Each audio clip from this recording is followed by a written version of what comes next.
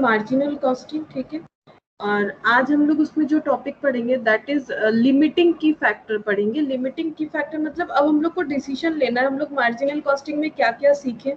हम लोगों ने पीवी रेशियो सीखा, उसका क्या यूटिलाइजेशन है वो सीखा, ब्रेक इवन पॉइंट सीखा, ब्रेक इवन पॉइंट और ब्रेक इवन सेल्स क्या होता है वो सीखा, और मार्जिन ऑफ सेफ्टी, ठीक है। अब हम लोग को ये देखना है कि जिस रीजन से हम लोग मार्जिनल कॉस्टिंग पढ़ रहे थे कि मार्जिनल कॉस्टिंग ऐसा एक टूल एंड टेक्निक्स है जिससे हम लोग क्या कर सकते हैं, हम लोग ये डिसीजन ले सकते हैं कि हमें कौन सा प्रोडक्ट मतलब प्रोडक्शन करना है, कौन सा नहीं करना है, कुछ शट डाउन करना है या फिर कौन सा ऑफर एक्सेप्ट करना है, कौन सा प्रोडक्ट मिक्स ज्यादा प्रॉफिटेबल होगा। तो अगर ये डिसीजन लेते टाइम अगर हमारा कुछ भी लिमिटिंग की फैक्टर हो रहा है, ठीक है, जैसे मान लो रॉ मटेरियल हमारा एक की फैक्टर है प्रोडक्शन के लिए, लोकेशन एक की फैक्टर है, ठीक है, सेल्स जो है वो की फैक्टर है। तो अगर कोई भी की फैक्टर में कुछ भी प्रॉब्लम हो रहा है, मतलब कुछ भी अगर लिमिटिंग की फैक्टर है, तो हम लोग किस तरह से डिसीजन लेंगे, आज हम लोग उस टॉपिक में पढ़ेंगे।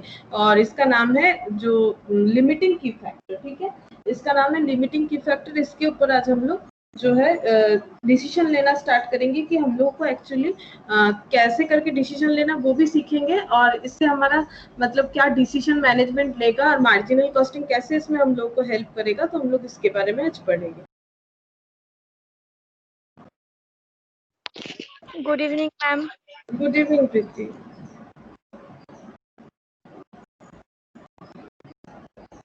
अच्छा, तो देखो मैंने यहाँ पर क्वेश्चन नंबर भी दे दिया है ताकि तुम लोग अपना जो पीडीएफ है उससे देख पाओ कि क्या पढ़ाना है मुझे। लिमिटिंग फैक्टर में आज हम लोग ये सारा क्वेश्चन कवर करेंगे, क्वेश्चन नंबर 21, 22, 23, 24, 25, 27 एंड 31। और इसके अलावा हम लोग होमवर्क भी थोड़ा बहुत कवर करेंगे। मैंने बहुत सारा होमवर्क दिया था और मैंने बताया भी था कि जितना होगा उतना ही करना है, ठीक है।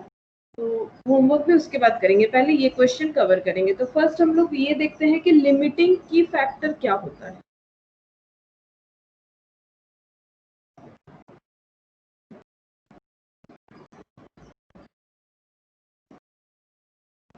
तो फर्स्ट लिख लेते हैं हम लोग लिमिटिंग फैक्टर और की फैक्टर, इस तरह से लिखें, और की factor.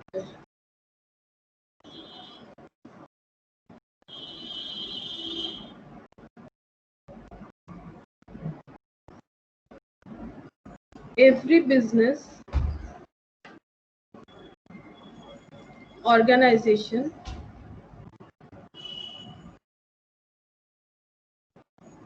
has to deal with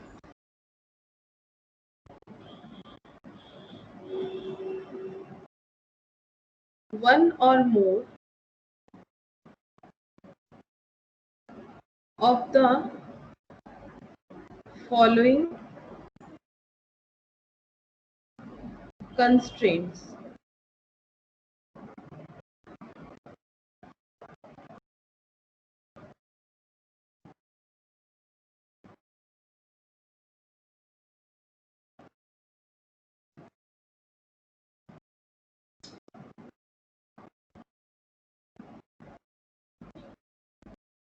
Point A, space. Point B, money.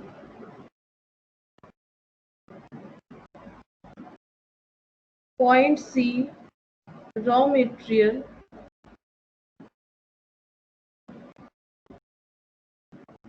Point D, labor. Point E, location. Point F, machine.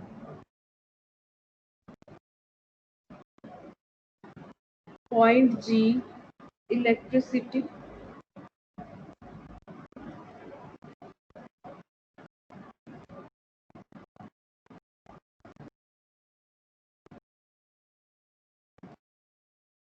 Point H, water. Point I, transportation.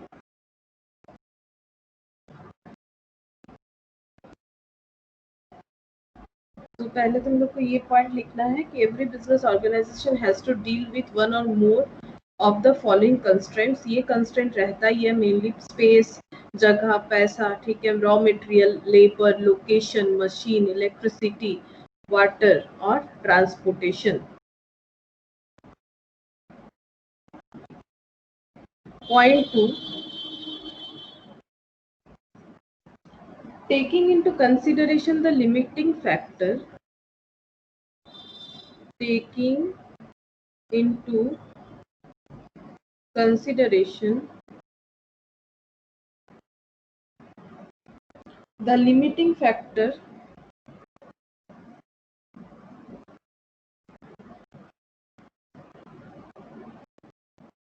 or factors,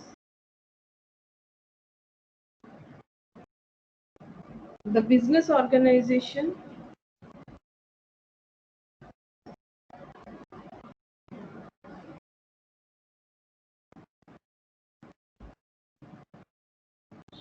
has to develop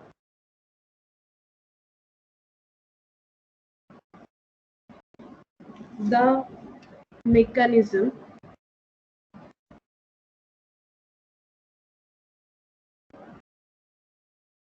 in which the available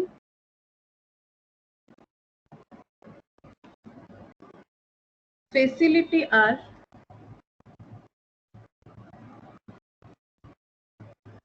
utilized in optimum manner, in optimum manner,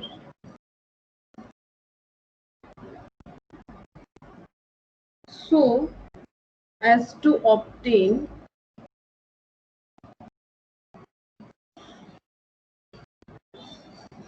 the maximum amount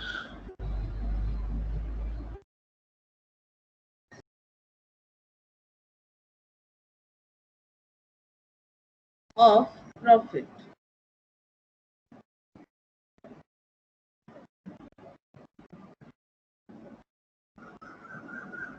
Point 3 लिखो। Following are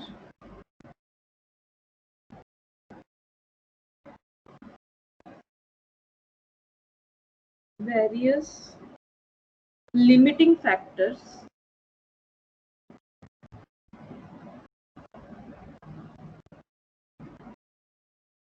and decision making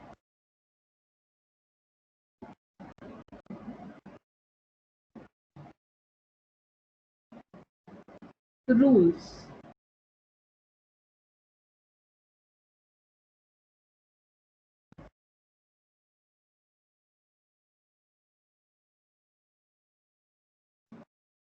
Limiting factor,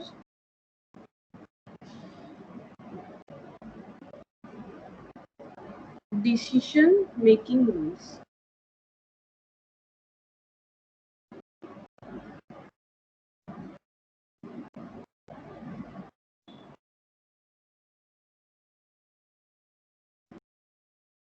Labor hours,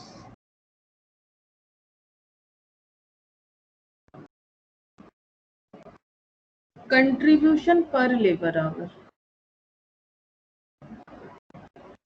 contribution per labor hour,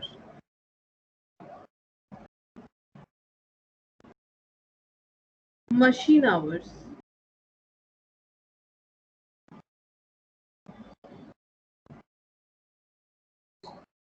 contribution per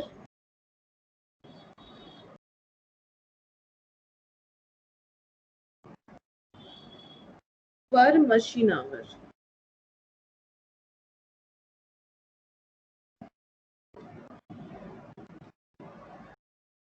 raw materials quantity,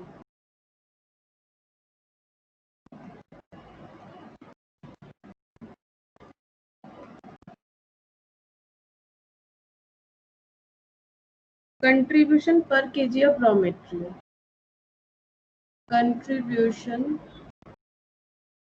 per kg of material,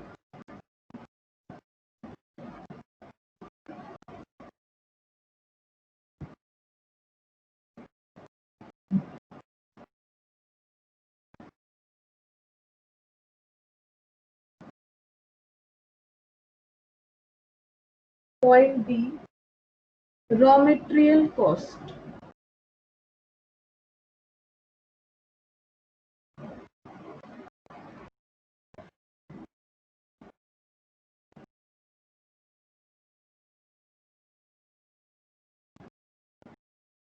contribution पर rupee of direct material cost, direct material cost. Point E, labor cost.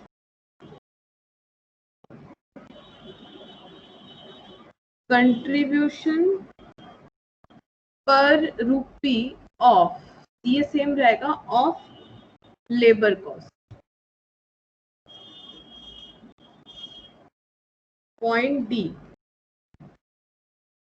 Sales quantity, that is unit. Contribution per unit sold, contribution per unit sold.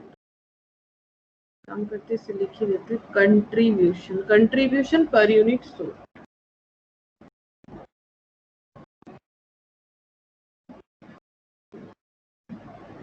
अच्छा ये F, ये जी. Sales value,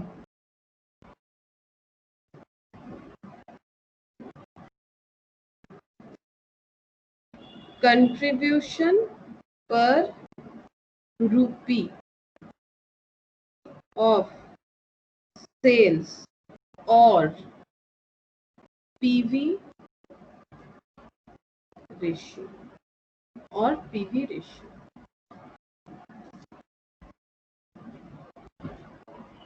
तो ये सारा point तुम लोग note down करो.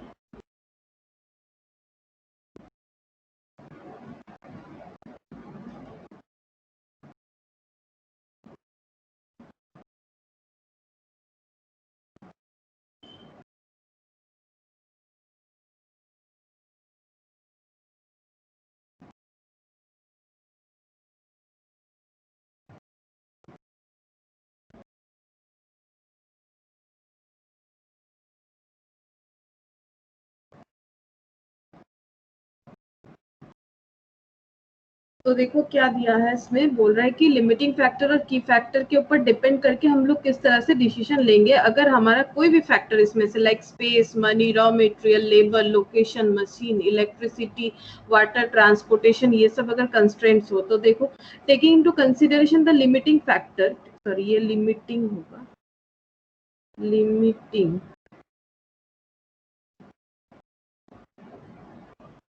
limiting factor or factors, the business organization has to develop the mechanism in which the available facility are utilized in optimum. तो देखो जो फैसिलिटी है उससे ऑप्टिमम यूटिलाइज करना पड़ेगा, ठीक है, utilised in optimum manner so as to obtain the maximum amount of profit. जो भी है उससे हमें मैक्सिमम प्रॉफिट जो है वो मतलब मैक्सिमम प्रॉफिट जो है वो अर्न करना पड़ेगा. जितना भी हम लोगों के पास मतलब जो भी अवेलेबिलिटी है उसी को यूज करके हमें करना पड़ेगा. अब देखो अगर कुछ भी लिमिटिंग फैक्टर होता है तो हम लोग को किस तरह से डिसीजन लेना चाहिए उसका देखो एक लिस्ट है.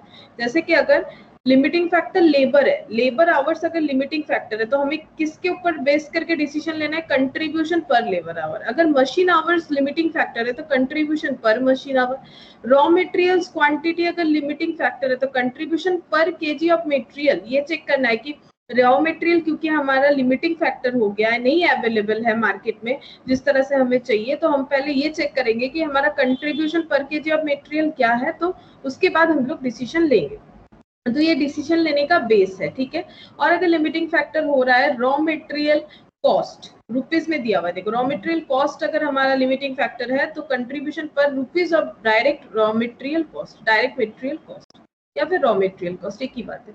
लेबर कॉस्ट अगर लिमिटिंग फैक्टर है तो contribution per rupee of labour cost. Sales quantity या फिर यूनिट्स में अगर ये लिमिटिंग फैक्टर है तो कंट्रीब्यूशन पर यूनिट सोल्ड. अगर सेल्स वैल्यू लिमिटिंग फैक्टर है तो contribution per rupees of sales और पीवी रेशियो, कोई भी एक लेना है, या तो कंट्रीब्यूशन या तो लेना है कंट्रीब्यूशन पर रुपी ऑफ सेल्स या फिर लेना है पीवी रेशियो। तो ये तो बस एक बताया हुआ है कि किस तरह से हम लोग को चेक करना है कौन सा लिमिटिंग फैक्टर क्या होने से क्या किस बेसिस पे डिसीजन लेना है। अब हम लोग देखते हैं कि ऐसा एक एग्जांपल देखते हैं जिससे कि हम लोग समझ जाए कि क्या हो रहा है बेसिकली। तो हम लोग सबसे पहले लेंगे क्वेश्चन नंबर 21।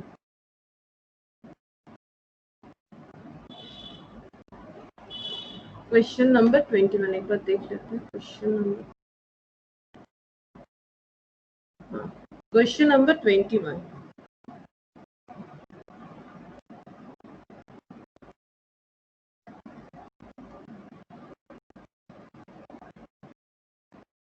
देखो क्या बोला है, एक कंपनी मैन्युफैक्चर्स 3 प्रोडक्ट। एक कंपनी है जो 3 तरह का प्रोडक्ट मैन्युफैक्चर करती है। The budgeted quantity, selling prices and unit cost are as under. Budgeted quantity मतलब एस्टिमेटेड क्वांटिटी कितना सेल होगा, सेलिंग प्राइस और यूनिट कॉस्ट दिया हुआ। यूनिट कॉस्ट मतलब एक यूनिट प्रोडक्शन करने का कॉस्ट। यूनिट कॉस्ट का मतलब ही होता है एक यूनिट प्रोडक्शन करने का कॉस्ट। क्या क्या दिया हुआ है देखो, एक यूनिट ए के लिए रॉ मटेरियल चाहिए 80 रुपीज का, ठीक है। रॉ मटेरियल चाहिए 80 रुपीज का जो कि 20 रुपीज पर किलो करके है। तो कितना किलो ए चाहिए बता सकते हो? कितना किलो ए चाहिए बता सकते हो? 4 किलो। अब देखो बी 40 रुपीज का हो रहा है एक्सपेंस, 20 रुपीज पर किलो करके ये भी है। रॉ मटेरियल इसमें भी सेम यूज हो रहा है। तो कितना किलो? 2 किलो। सी में देखो 20/20 यानी 1 किलो। डायरेक्ट वेजेस देखो 5 पर आवर, तो 5 रुपीज का खर्चा है, ठीक है। तो यहाँ पर 1 घंटा काम किया जा रहा है, यहाँ पर 3 आवर्स हो रहा है, तभी तो 15 रुपया है। यहाँ पर कितना हो रहा है? 2 आवर्स हो रहा है, तभी तो 5 इंटू 2 10 रुपीज हो रहा है, ठीक है। फिर वेरिएबल ओवरहेड दिया हुआ है 10 रुपीज, 30 रुपीज, 20 रुपीज। ये सब रुपीज है, ये ऊपर देखने से पता चलेगा। ये देखो ये सारा रुपीज है। अच्छा अब क्या बोल रहे हैं? Budgeted production in unit. Budgeted production in लोगों ने जो क्वांटिटी है इन लोग का है, ए का 6400, बी का 3200, सी का 2400 और सेलिंग प्राइस ये पर होगा, ठीक है। ये आगे पीछे चला गया है। पर यूनिट जो दिया हुआ है वो है ₹140 per unit, ₹120 per unit, ₹90 per unit. हम लोग को सबसे पहले क्या बोला है? Present statement. एक स्टेटमेंट तुम लोग को प्रेजेंट करना है और बजटेड प्रॉफिट। बजटेड क्योंकि ये सब तो budgeted quantity, budgeted selling price, budgeted unit cost है ना। तो बजटेड प्रॉफिट तुम लोग को कैलकुलेट करना है इफ टोटल कॉस्ट जो है 1,71,200। तो अभी ये लिमिटिंग फैक्टर जो है ये 0.2 में दिया हुआ है। ये 0.1 जो है ये तुम लोग सबको ही कर सकते हो। तो सबको करो, करके देखो 3,24,800 आ रहा है कि नहीं। कि तुम लोग को सिर्फ प्रॉफिट कैलकुलेट करना है। तो प्रॉफिट किस तरह से कैलकुलेट करते हैं? सेल से तुम लोग कॉस्ट हटा दो, total cost that is variable cost and fixed cost, तो तुम लोग को प्रॉफिट मिल जाएगा। तो सबको अपने कॉपी में से करना स्टार्ट करो। Question number 21। फर्स्ट पॉइंट जो है वो तुम लोग खुद ही कर पाओगे।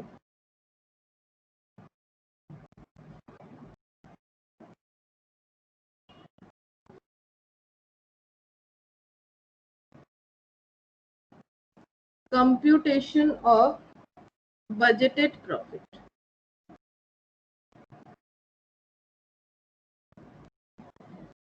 तो बजटेड प्रॉफिट हम लोग को कैलकुलेट करना है। तो हम लोग पहले सबका क्या कैलकुलेट कर सकते हैं?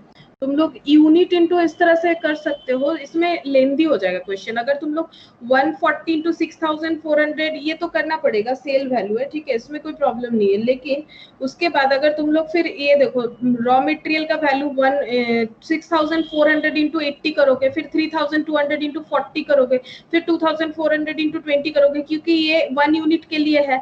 तो अगर 6400 यूनिट होगा तो कितना रॉ मटेरियल लगेगा। तो ये काफी मतलब लेंदी प्रोसेस हो जाएगा। तुम लोग को क्या करना चाहिए? तुम लोग कंट्रीब्यूशन पर यूनिट निकाल लो। जैसे ही कंट्रीब्यूशन पर यूनिट निकल जाएगा वैसे ही नंबर ऑफ प्रोडक्शन के साथ अगर हम लोग कंट्रीब्यूशन पर यूनिट निकालेंगे तो हमें टोटल कंट्रीब्यूशन मिल जाएगा। कंट्रीब्यूशन मतलब ही तो एक कॉस्ट डिडक्ट हो गया, दैट इज वेरिएबल कॉस्ट। अब बस फिक्स्ड कॉस्ट माइनस करेंगे तो हो जाएगा। हम ये बताना चाह रहे हैं कि देखो प्रॉब्लम क्या होगा अगर तुम लोग ये पूरा 6400, 3200, 2400 के बेसिस पे करोगे तो तुम लोग को इस तरह से करना पड़ेगा। हम दिखा रहे, कोई लिखो मत, ठीक है। हम दिखा रहे, देखो तुम लोग को रॉ मटेरियल ए के लिए कैसे करना पड़ेगा पता है? 6400 इंटू 80 फॉर एग्जाम्पल ए के लिए कर रहे हैं। फिर 6400 इंटू 5 ये हो जाएगा वेजेस के लिए, ठीक है। ये हो जाएगा वेजेस के लिए। आंसर तो आएगा लेकिन काफी बड़ा कैलकुलेशन होगा। तो पहले ये सारा वेरिएबल कॉस्ट कैलकुलेट करोगे, फिर उससे सेल से लेस करोगे। हम बोल रहे हैं कि ऐसा मत करो, हम लोग पहले कंट्रीब्यूशन पर यूनिट निकाल लेंगे। कंट्रीब्यूशन पर यूनिट निकालने के बाद वहां से फिक्स्ड कॉस्ट को लेस कर देंगे टोटल कंट्रीब्यूशन कैलकुलेट करके। तो स्टेप 1 हम लोग क्या करेंगे, देखो कंप्यूटेशन ऑफ बजटेड प्रॉफिट के लिए हम लोग पहले स्टेप 1 ये करते हैं कि कैलकुलेशन ऑफ कंट्रीब्यूशन कर लेते हैं।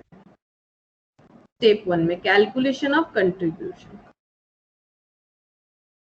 तो जो कैलकुलेशन है वो लेंदी नहीं होगा, ठीक है, नहीं तो बहुत लेंदी हो जाएगा।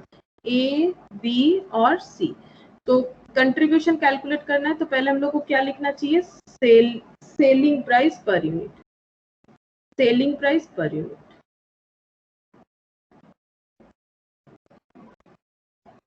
सेलिंग प्राइस पर यूनिट जो सबका दिया हुआ है, देखो दिया हुआ है 140, 120, 90, 140, 120 और 90, ठीक है। अब इससे वेरिएबल कॉस्ट लेस कर देंगे, लेस करेंगे वेरिएबल कॉस्ट। यहाँ पर देखो दिया हुआ है, ये पर एक यूनिट सेलिंग प्राइस है, ये एक यूनिट का ही कॉस्ट है। Raw material, direct wages, variable overhead. तो यहाँ पर लिख लेते हैं रॉ मटेरियल, डायरेक्ट वेजेस और वेरिएबल ओवरहेड, ठीक है। और सबका अलग अलग वैल्यू है, अलग अलग वैल्यू हम लोग लिख लेते हैं।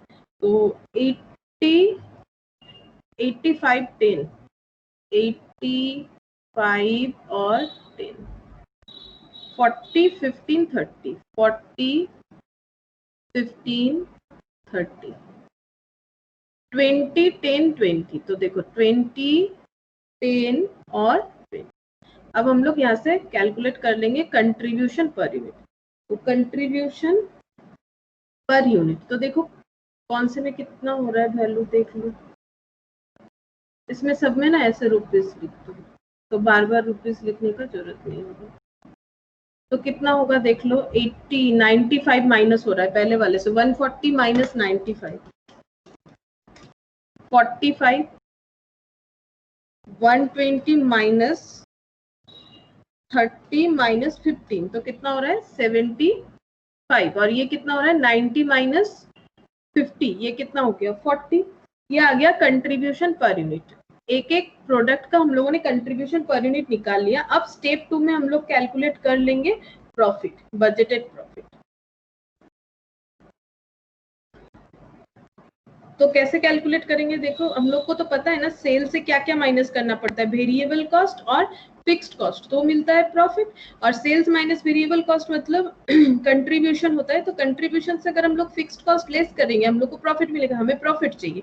फिक्स्ड कॉस्ट देखो हम लोग को गिवन है क्वेश्चन में 1,71,200, तो ये हम लोग को पता है। हम लोग सिर्फ कंट्रीब्यूशन कैलकुलेट करेंगे। तो फिक्स्ड कॉस्ट अगर टोटल दिया हुआ है तो कंट्रीब्यूशन भी टोटल चाहिए, तो पर यूनिट है ना, तो टोटल निकाल लेंगे। सबका यूनिट तो पता है कितना, कौन सा यूनिट प्रोडक्शन हो रहा है, ए 6,400 यूनिट, बी 3,200, सी 2,400। तो हम लोग यूनिट इनटू कंट्रीब्यूशन करेंगे, फिर सबका टोटल करेंगे, तो हम लोग को कंट्रीब्यूशन का टोटल मिलेगा। मैम हाँ, मेरा बी का कंट्रीब्यूशन 35 हुआ। बी का कंट्रीब्यूशन 35, अच्छा मेरा माइनस गलत हो गया क्या, 120 माइनस 40 माइनस 30 माइनस 15, ओ हाँ ये 35 होगा, सही है 35 होगा, माइनस गलत हो गया, 35 कर लो, 35 होगा।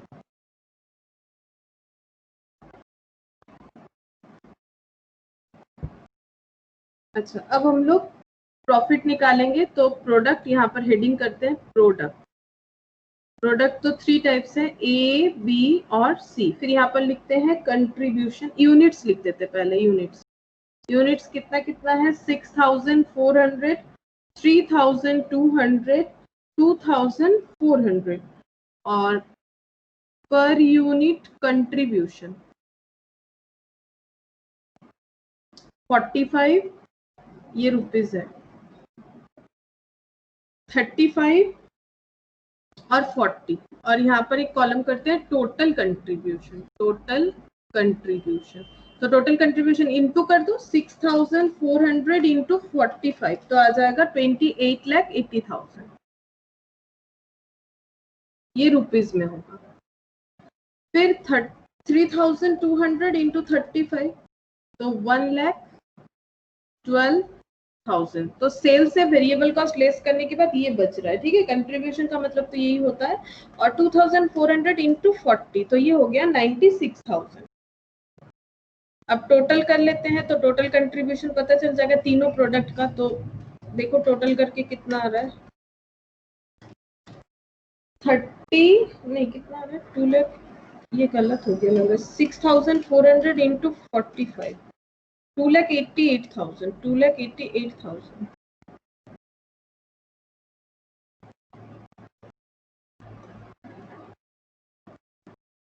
प्लस 1,12,000 प्लस 96,000 4,96,000 ये हो गया टोटल कंट्रीब्यूशन। अब टोटल कंट्रीब्यूशन से क्या लेस करने पे हमें प्रॉफिट मिलेगा, फिक्स्ड कॉस्ट, ठीक है, जो कि क्वेश्चन में हम लोग को गिवन है। ये देखो मिल जाएगा क्वेश्चन में 1,71,200 1,71,200 माइनस कर दो 1,71,200 तो आंसर आएगा 3,24,800 और ये हमारा क्या है, प्रॉफिट है। तो बजटेड प्रॉफिट हम लोग का फाइंड आउट हो गया 3,24,800, ये हो गया हमारा बजटेड प्रॉफिट। ये तो हम लोग को पूछा था, ये नॉर्मल क्वेश्चन था, ठीक है, ऐसे पूछ ही सकता है। लेकिन क्योंकि अभी तुम लोग कंट्रीब्यूशन का कंसेप्ट समझ गए हो तो प्रॉफिट ये सब कैलकुलेट करने के लिए इतना लंबा मेथड में हम लोग को नहीं जाना है कि हम लोग सारे मटेरियल को इनटू करते जाए जैसे हम लोग बजट में करते हैं। बजट में पर यूनिट दिया हुआ रहता है क्योंकि उसमें टोटल कॉस्ट वगैरह पूछता है, लेकिन यहाँ पर प्रॉफिट पूछ रहा है, प्रॉफिट निकालना है तो हम लोग इजी वे से करेंगे बिकॉज हम लोग को कंट्रीब्यूशन का मतलब अब पता है। अब देखो यहाँ पर जिस वजह से हम लोग ये वाला क्वेश्चन 21 कर रहे हैं, सेट ऑप्टिमल प्रोडक्ट मिक्स, ठीक है, एंड डिटरमाइन द प्रॉफिट। मतलब प्रोडक्ट मिक्स हम लोग को डिटरमाइन करना है जो सबसे ज्यादा ऑप्टिमल होगा और प्रॉफिट कैलकुलेट करना है। कंस्ट्रेंट क्या है, if the supply of raw material is restricted to 18,400 kilo. Market में अगर रॉ मटेरियल चाहिए, जो रॉ मटेरियल यूज करके ये प्रोडक्ट बन रहा है दैट इज ABC, अगर ये प्रोडक्ट प्रिपेयर करना है ये रॉ मटेरियल यूज करके, प्रॉब्लम ये है मार्केट में ज्यादा से ज्यादा 18,400 किलो का ही रॉ मटेरियल मिल सकता है, बाकी नहीं मिलेगा। हम लोग को इसी को यूज करके करना है। तो हम लोग को ये डिसीजन लेना चाहिए, ये जो रॉ मटेरियल जितना भी मिल रहा है इसे हम लोग उसी प्रोडक्ट पे यूज करेंगे, नॉर्मल सा बात है, उसी प्रोडक्ट पे यूज करेंगे ना। जो प्रोडक्ट हमें ज्यादा प्रॉफिट देगा, 18,400 से तो सारा प्रोडक्ट नहीं बना सकते हैं, कितना बना सकते हैं वो चेक भी कर सकते हैं, वो सिखाएंगे हम कैसे चेक करना है। तो हम लोग को प्रोडक्ट मिक्स ये देखना चाहिए कि अगर मेरे पास सिर्फ 18,400 का ही रॉ मटेरियल अवेलेबल है तो मुझे कौन सा प्रोडक्ट प्रोड्यूस करना चाहिए, क्या ABC तीनों या फिर A ज्यादा, B, C इस तरह से, मतलब क्योंकि बजटेड तो इतना है ना, तो कौन सा पे ज्यादा प्रायोरिटी दे। तो जब हमारा रॉ मटेरियल पर किलो जो है लिमिटिंग फैक्टर है तो हमें कौन सा कंट्रीब्यूशन कैलकुलेट करना चाहिए, ये देखो जो लिस्ट बना हुआ है वहां पर देखो दिया हुआ है रॉ मटेरियल क्वांटिटी पर किलो दिया हुआ है ना, कंट्रीब्यूशन ये देखो यहाँ पर दिखाते हैं, पॉइंट नंबर C है, पॉइंट नंबर C देखो, contribution per KG of material हम लोग को चेक करना चाहिए। डिसीजन के लिए हमें कौन हेल्प करेगा, contribution per KG of material. तो अब हम लोग सीखेंगे किस तरह से contribution per KG of raw material calculate किया जाता है।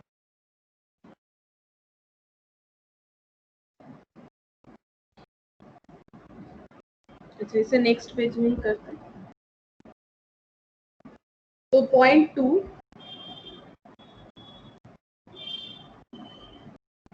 सिंस, किस तरह से लिखना है हम एक क्वेश्चन में दिखा देते हैं, बाकी में तुम लोग अपने हिसाब से लिख लेना, हम सिर्फ सोल्यूशन दिखा देंगे। Since raw material availability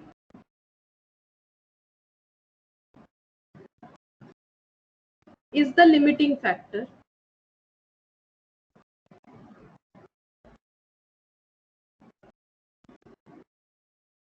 the profitability decision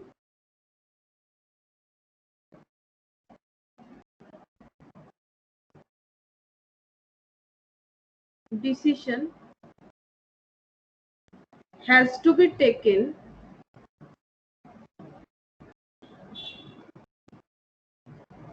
on the basis of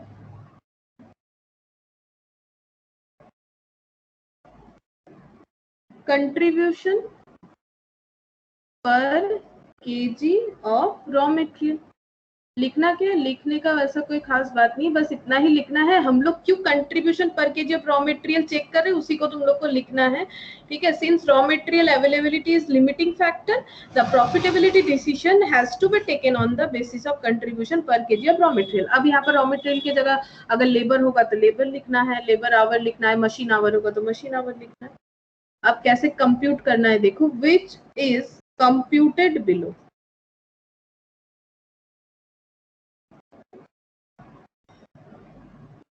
तो ये मेन है किस तरह से हम लोग को कंप्यूट करना है।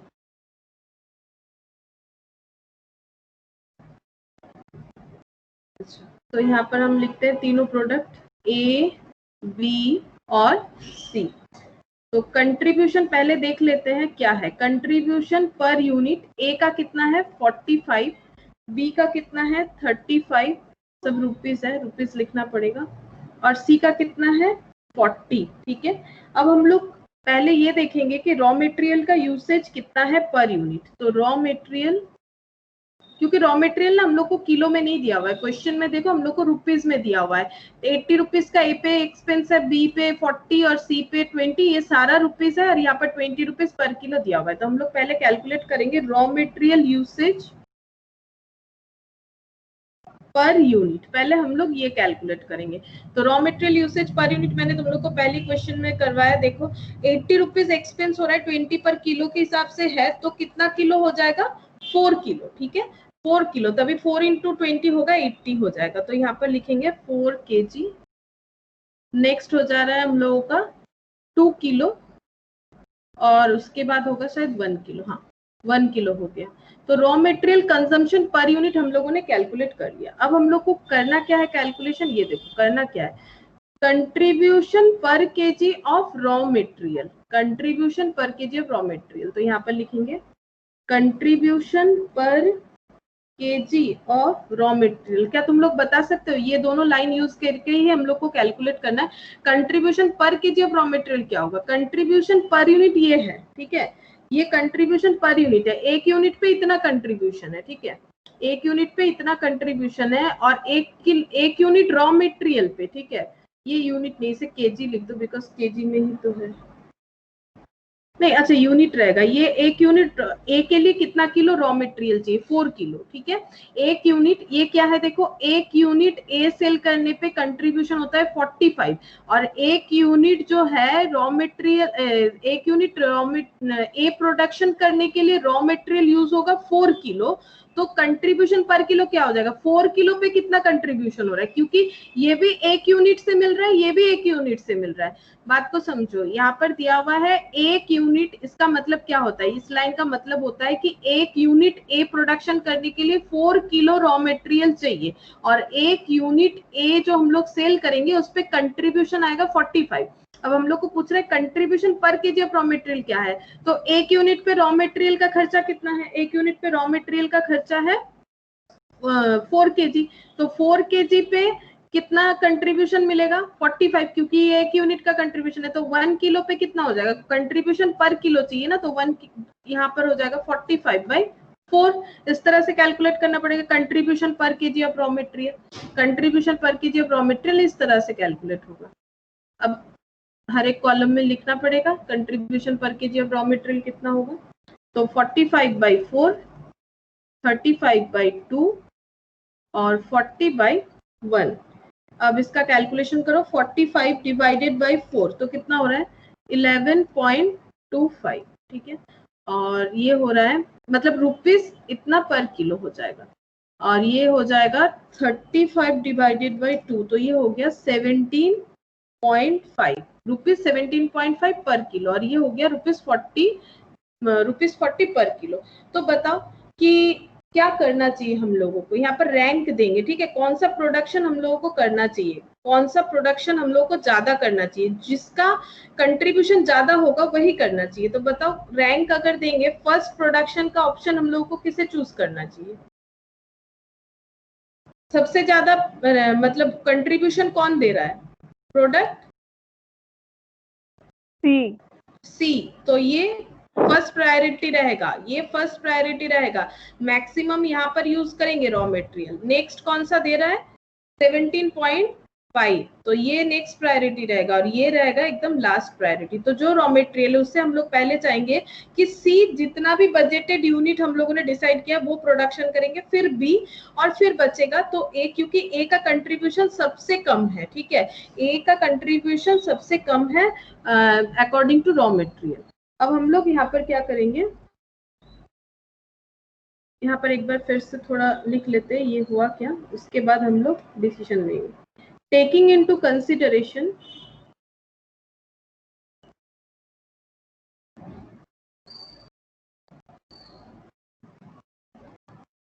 the fact that total raw material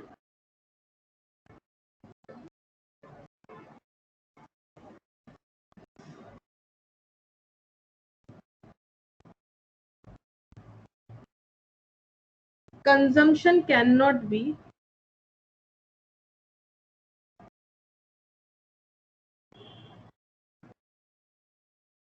more than 18,400 kg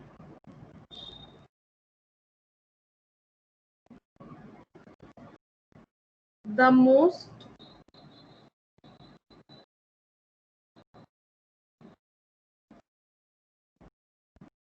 profitable production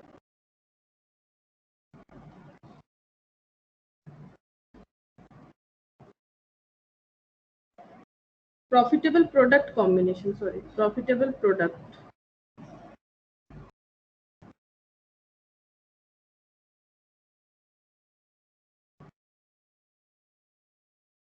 is computed below.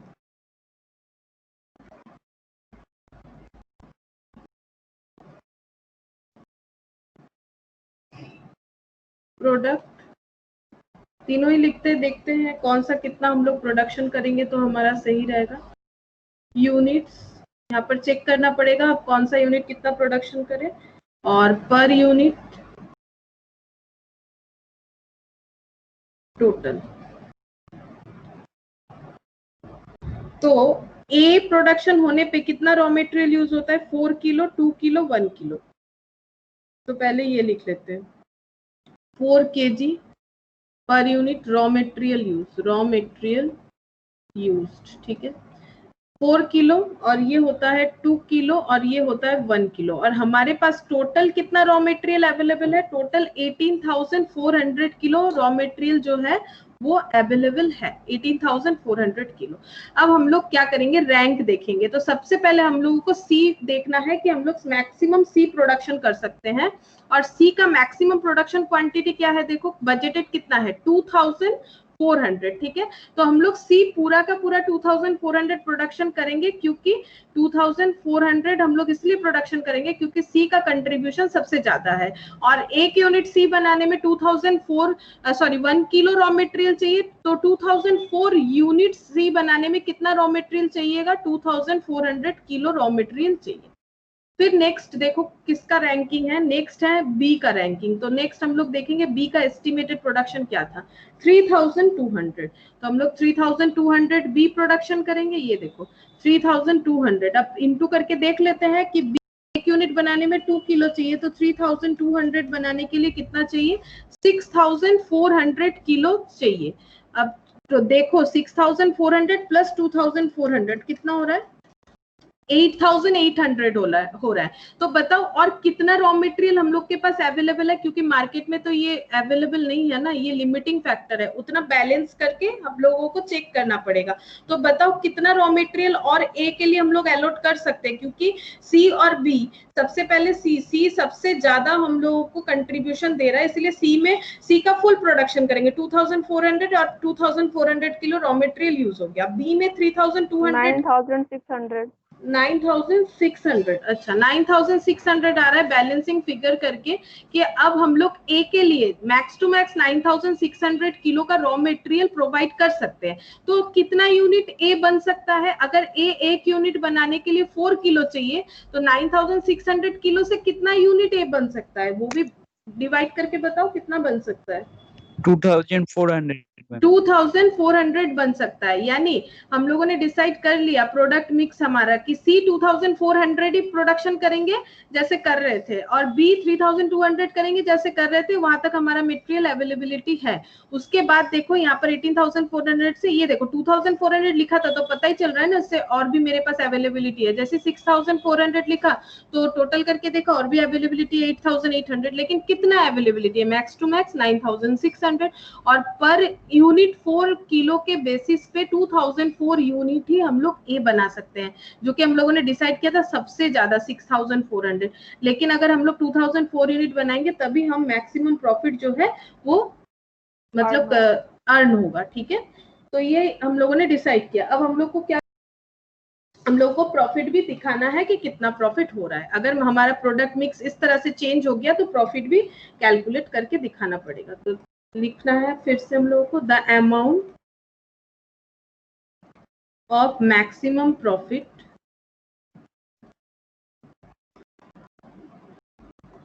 As per ever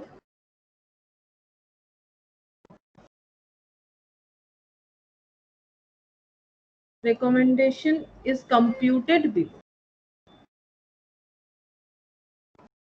एक प्रेजेंटेशन हम फुल्ली कर देते हैं, ठीक है, बाकी तुम लोग समझ ही रहे हो क्या लिखना है। ज्यादा कुछ लिखने का ऐसा कोई बात नहीं है कि हर क्वेश्चन मुझे बताना पड़ेगा क्या लिखना है, बस क्या कर रहे हो उसके हिसाब से हेडिंग करके लिखोगे तो समझ में आ जाएगा कि क्या हुआ है क्वेश्चन में। तो सबसे पहले प्रोडक्ट, तीनों प्रोडक्ट लिख लेते हैं। Product A B C, A B C units. अब हमारा यूनिट्स जो है चेंज हो गया है, ठीक है। हम लोग उसी तरह से प्रॉफिट निकालेंगे जिस तरह से बजटेड प्रॉफिट निकाले थे।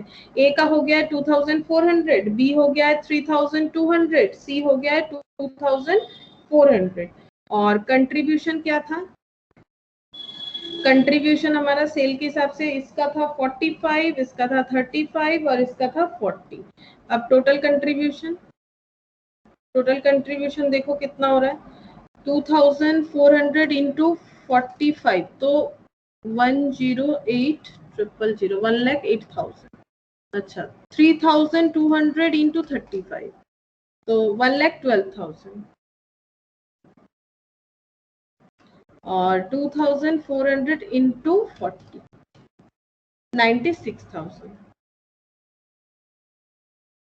ये रुपीस है, ये रुपीस है, तो आंसर हो रहा है 3,16,000। ठीक है, 3,16,000 ये टोटल कंट्रीब्यूशन। अब इससे क्या लेस करना है, इससे लेस करना है फिक्स्ड कॉस्ट, तो प्रॉफिट आ जाएगा। तो लेस कर दो फिक्स्ड कॉस्ट, प्रॉफिट आ जाएगा।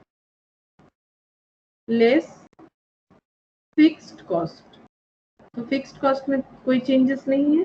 फिक्स्ड कॉस्ट था 1,71,200, तो माइनस करके देखो प्रॉफिट आ जाएगा। तो हमारा आया था 3,16,000 माइनस 1,71,200, तो प्रॉफिट हो गया 1,44,800। अगर हम लोग प्रोडक्ट मिक्स इस तरह से चेंज करेंगे तो हमारा मैक्सिमम प्रॉफिट अर्न होगा, और जो है 1,44,800। तो डिसीजन वाले सारे क्वेश्चन लेंदी होते हैं, ठीक है। डिसीजन लेने वाले सारे क्वेश्चन जो है लेंदी होते हैं, क्योंकि वहां पर हमें कंट्रीब्यूशन वगैरह कैलकुलेट करना पड़ता है, बिफोर कंडीशन देखना पड़ता है, उसके बाद आफ्टर कंडीशन, इस तरह से क्वेश्चन रहता है।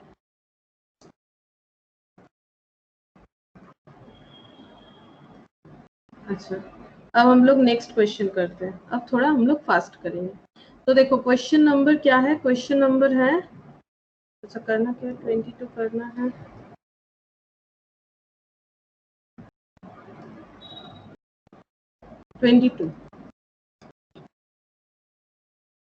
तो क्वेश्चन नंबर 22 क्या बोला है, देखो, एक company manufactures and sells two standard product X and Y using the same raw material, labour and identical machine. X और वाई में सेम रॉ मटेरियल यूज होता है, सेम लेबर यूज होता है, सेम मशीन यूज होता है। Further particulars are given below.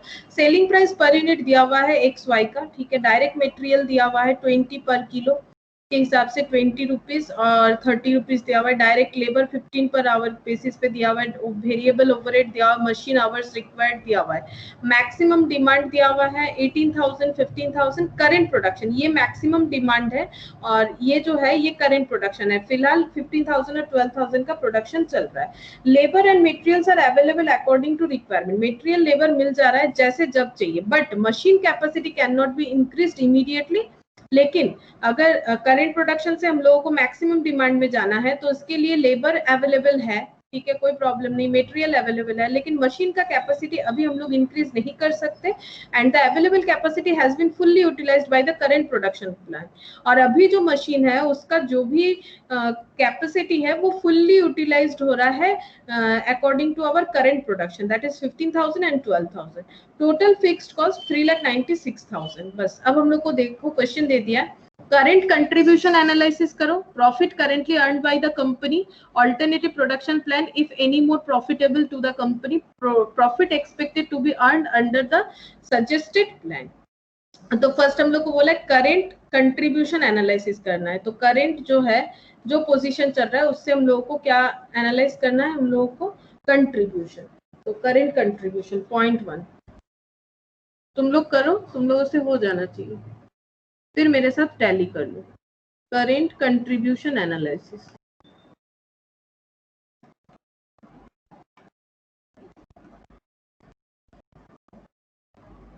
Contribution मतलब sales minus variable cost. दो प्रोडक्ट है एक्स एंड वाई, तो सेल्स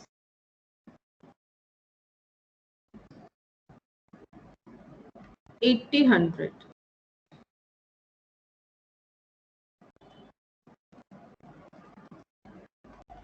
वेरिएबल कॉस्ट 20 15 15,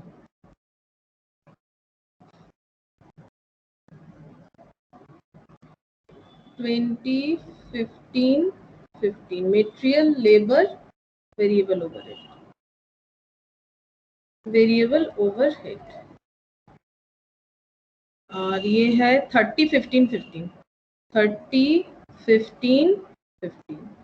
तो कंट्रीब्यूशन आ जाएगा, देखो कितना आ रहा है, 30 और 20 50, ये हो गया 30, अच्छा ये हो गया 30 30 60 और ये हो गया 40, ठीक है। तो ये हो गया contribution per unit, first question का आंसर हो गया, ठीक है, कंट्रीब्यूशन पर यूनिट। और तुम लोग अगर थोड़ा ज्यादा प्रेजेंटेशन करना चाहते हो तो यहाँ पर ब्रैकेट में वो भी लिख सकते हो, ये जो सब दिया हुआ है ₹20 ये सब, ठीक है, ये सब चाहो तो लिख सकते हो। तो पॉइंट 1 हम लोग का हो गया। Point 2, profit currently earn by the company, अभी क्या प्रॉफिट अर्न कर रहा है कंपनी, तो हम लोगों ने तो कंट्रीब्यूशन निकाल ही लिया है, कंट्रीब्यूशन इनटू ये प्रोडक्शन यूनिट कर देंगे, लेस कर देंगे फिक्स्ड कॉस्ट। तो देखो हम लोग कंट्रीब्यूशन यूज करेंगे हमेशा प्रॉफिट के लिए, अगर हम लोग के पास अवेलेबल है तो। Profit currently earn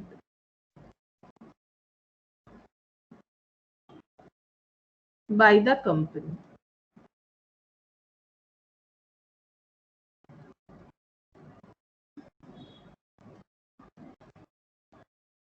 product X Y, units currently देख लो, यूनिट्स क्या है 15,000 है और 12,000 है, और कंट्रीब्यूशन देख लो क्या है per unit, contribution per unit अभी हम लोगों ने कैलकुलेट किया, ये है 30 40, 30 40, तो 30 40 टोटल कैलकुलेट करेंगे, टोटल कंट्रीब्यूशन, टोटल कंट्रीब्यूशन ये हो जाएगा 45 और ये हो गया 48, तो टोटल कंट्रीब्यूशन हो जाएगा 45 प्लस 48 कितना होता है 93, मतलब 9,30,000, ये हो गया टोटल कंट्रीब्यूशन, लेस करेंगे फिक्स्ड कॉस्ट, तो क्वेश्चन में होगा फिक्स्ड कॉस्ट 3,96,000 दिया हुआ है, 3,96,000 लेस कर दो,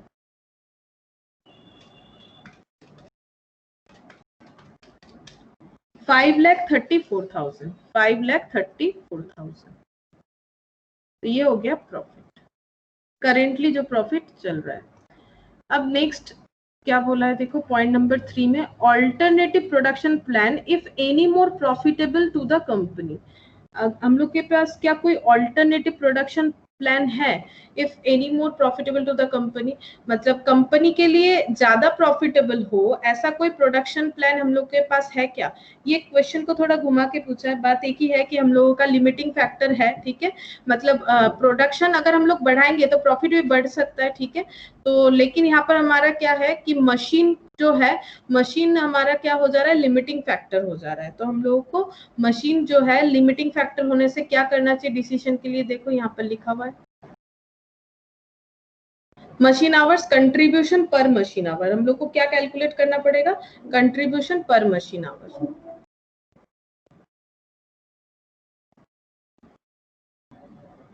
तो contribution per machine hour calculate करके तभी हम लोग बता सकते हैं कि ऑल्टरनेटिव प्रोडक्शन प्लान ज्यादा प्रॉफिट देगा। और लास्ट पॉइंट में पूछा है कि profit expected to be earned under the suggested plan. तो जो हम लोग इसमें डिसीजन लेंगे कि अगर हम लोग मशीन आवर जो है वो, क्योंकि हमारा लिमिटिंग फैक्टर है, इस वजह से हम लोगों को डिसीजन लेना है कि एक्स कितना यूनिट प्रोडक्शन होना चाहिए, वाई कितना यूनिट होना चाहिए। उसके बाद फिर हम लोग को ये देखना है कि उस डिसीजन से जो सजेस्टेड प्लान होगा हमारा, उससे हमारा प्रॉफिट क्या होगा। तो पहले पॉइंट 3 से हम लोग ये कैलकुलेट कर लेते हैं कि अगर हमारा मशीन आवर जो है लिमिटिंग फैक्टर है तो क्या होगा। तो सबसे पहले हम लोग को कैलकुलेट करना पड़ेगा टोटल मशीन आवर्स अवेलेबल पहले कैलकुलेट कर लेते हैं। मशीन आवर्स अवेलेबल जैसे कि दिया हुआ था टोटल रॉ मटेरियल ना, उसी तरह से हम लोग टोटल मशीन आवर कैलकुलेट कर लेंगे जो हमारे क्वेश्चन में नहीं है गिवन, ठीक है। तो प्रोडक्ट एक्स और वाई करेंटली कितना यूनिट प्रोडक्शन हो रहा है उसी के ऊपर मशीन आवर जो है वो डिपेंड करेगा। करेंटली यूनिट जो प्रोडक्शन हो रहा है वो है 15,000 यूनिट और 12,000 यूनिट। और पर यूनिट कितना चाहिए हम लोगों को, देखो पर यूनिट हम लोगों को मशीन आवर्स चाहिए हाफ और 3/4।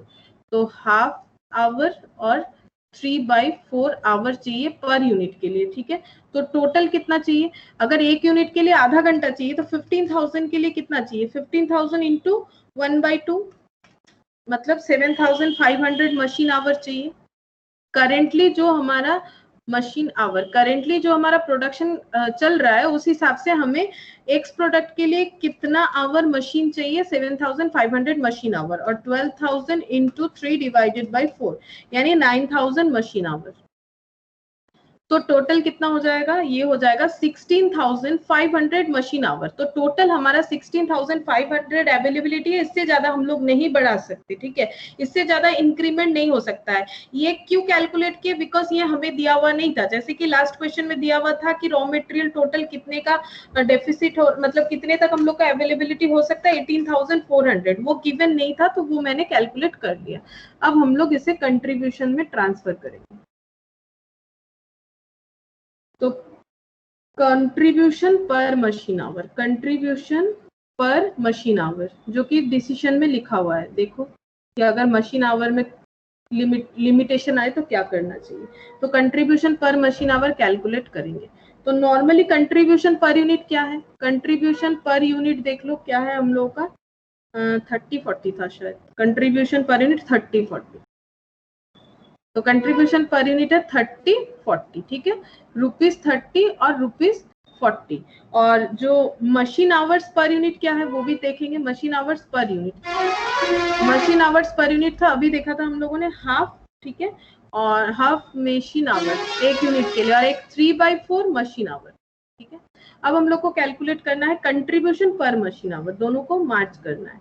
कंट्रीब्यूशन पर मशीन आवर बताओ कितना होगा, अभी मैंने सिखाया था, ये एक यूनिट के लिए, ये भी एक यूनिट के लिए है, दोनों को हम लोग को मार्च करना है। तो बताओ कितना होगा, रुपीज में ट्रांसफर करना है। 30 रुपीज में हाफ आवर मशीन जो है वो मशीन आवर्स यूज होगा।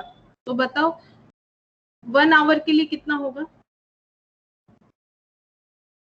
हाफ मशीन आवर के लिए अगर ₹30 का कंट्रीब्यूशन हो रहा है तो 1 आवर के लिए कितना हो जाएगा, ₹30 डिवाइडेड बाई क्या हो जाएगा, हाफ, तो कितना हो जाएगा 60 रुपीज 60। और ये वाला भी कैलकुलेट करके बताओ सिमिलरली। 30/2 ना, ये भी 40/3/4 हो जाएगा, मतलब 40 × 4/3 हो जाएगा ना। पॉइंट में आ जा रहा है, देखो ₹53.33, ₹53.33। देखो ना कैलकुलेटर में 40 डिवाइडेड बाई 3/4 है ना, तो तुम लोग 3/4 को कैलकुलेटर में पहले डिवाइड कर लो ना, 0.75 आ रहा है, इसका 0.75 निकाल लो अगर प्रॉब्लम हो रहा है तो। फिर 40 डिवाइडेड बाई 0.75, इसका 0.5 होगा, तो भी तो कैलकुलेट कर सकते हो। तो बताओ किसका रैंकिंग हाई है, मतलब कौन सा ज्यादा प्रोडक्शन करना चाहिए, जो ज्यादा कंट्रीब्यूशन देगा, ये मैंने पहले ही बताया। तो किसको रैंक 1 दे और किसको रैंक 2 दे? एक्स को रैंक 1 और वाई को रैंक 2। ठीक है, अब हम लोग इस रैंकिंग के हिसाब से हमारा प्रोडक्शन यूनिट को सेट करना है हम लोगों को। ठीक है, इस रैंकिंग के हिसाब से हमें हमारा प्रोडक्शन यूनिट सेट करना है। तो हम लोग सेट करेंगे, तो क्या लिखना हम लोगों को? डिटर्मिनेशन ऑफ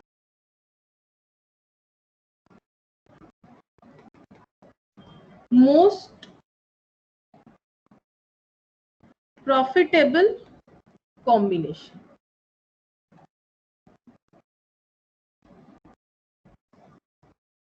तो दो ही तो प्रोडक्ट है, प्रोडक्ट दो है, एक एक्स है और एक वाई है। ठीक है, और यूनिट्स हम लोग डिसाइड करेंगे कितना होगा करेंटली जो है उसको छोड़ के, पर यूनिट। और यहाँ पर लिखेंगे टोटल, किसके बेसिस पे? मशीन आवर के बेसिस पे। तो यहाँ पर लिख देते हैं मशीन आवर, जो दोनों को कवर करेगा ये लोग।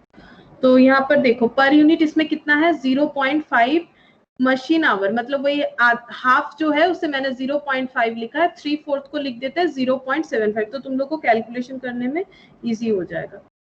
अब मेरा टोटल मशीन आवर अवेलेबिलिटी जो है मैंने कैलकुलेट किया, नहीं दिया हुआ था क्वेश्चन में, 16,500। मैक्स टू मैक्स हम 16,500 मशीन आवर ही यूज कर सकते हैं, उससे ज्यादा नहीं। 16,500 मशीन आवर। ठीक है, अब मेरा वाई का प्रोडक्शन देखो क्या है, वाई का प्रोडक्शन कितना है? करेंटली हो रहा है 12,000। लेकिन अच्छा पहले रैंकिंग तो देख लेते, रैंक एक्स का है तो मुझे एक्स देखना पड़ेगा। तो एक्स जो है, एक्स का करेंट प्रोडक्शन है 15,000 और फ्यूचर में 18,000 हो सकता है। तो मुझे तो वही देखना है कि फ्यूचर में अगर मुझे 18,000 लेना है तभी तो मेरा जो मशीन है वो मेरा लिमिटिंग फैक्टर हो रहा है, अदरवाइज तो नहीं हो रहा है। तो मुझे यही तो देखना है कि 18,000 15,000 का क्या होगा। तो सबसे पहले हम लिख रहे हैं कि मुझे एक्स जो है हम 18,000 यूनिट ही ले लेंगे, क्योंकि ये इसका रैंक 1 है। तो 18,000 यूनिट अगर एक्स ले लेंगे तो 0.5 के हिसाब से मशीन का कितना यूटिलाइजेशन हो जाएगा? 9,000 आवर्स। 9,000 मशीन आवर जो है वो यूटिलाइज हो गया। अब अगर 9,000 ऑलरेडी यूटिलाइज हो गया, और कितना यूटिलाइज कर सकते हैं? टोटल तो पता है, बैलेंस करके निकालना पड़ेगा। बताओ कितना यूटिलाइज कर सकते हैं?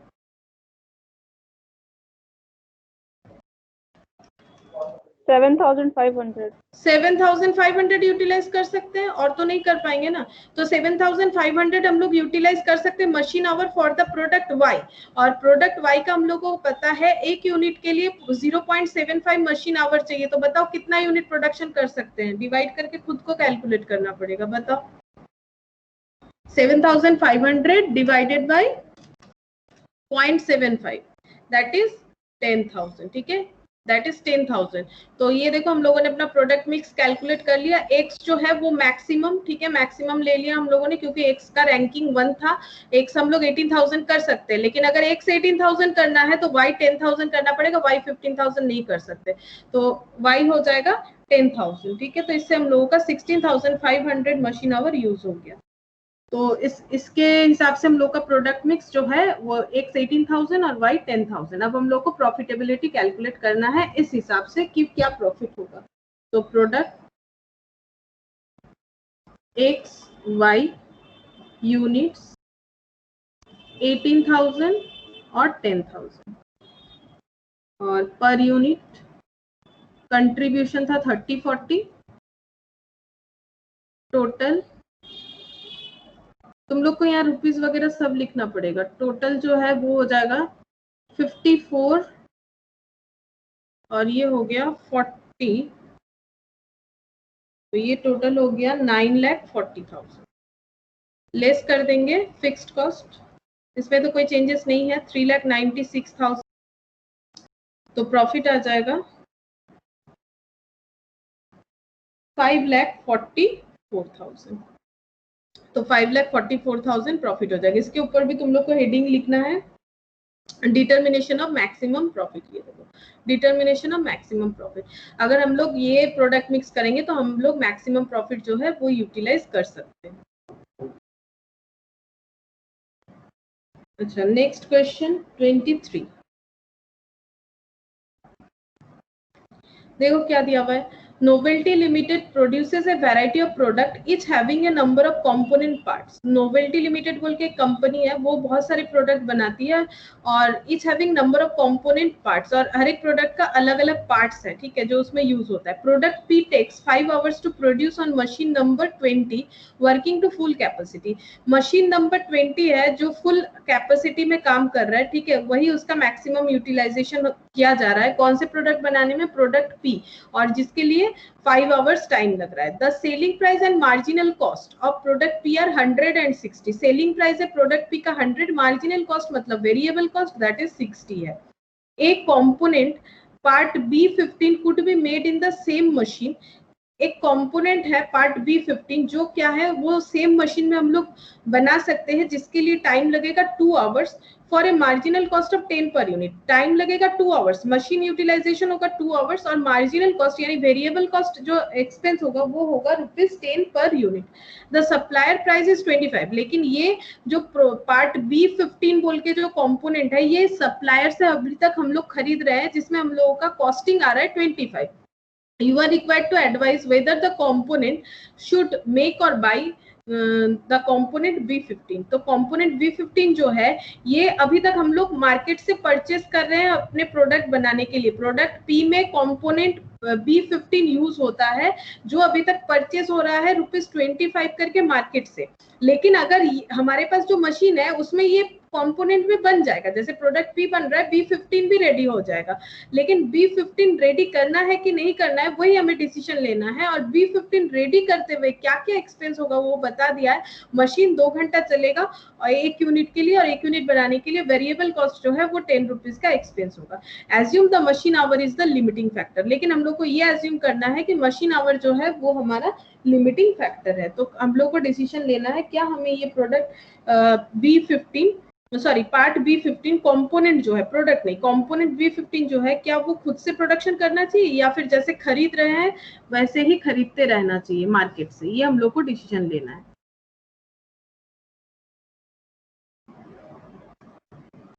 तो question number 23,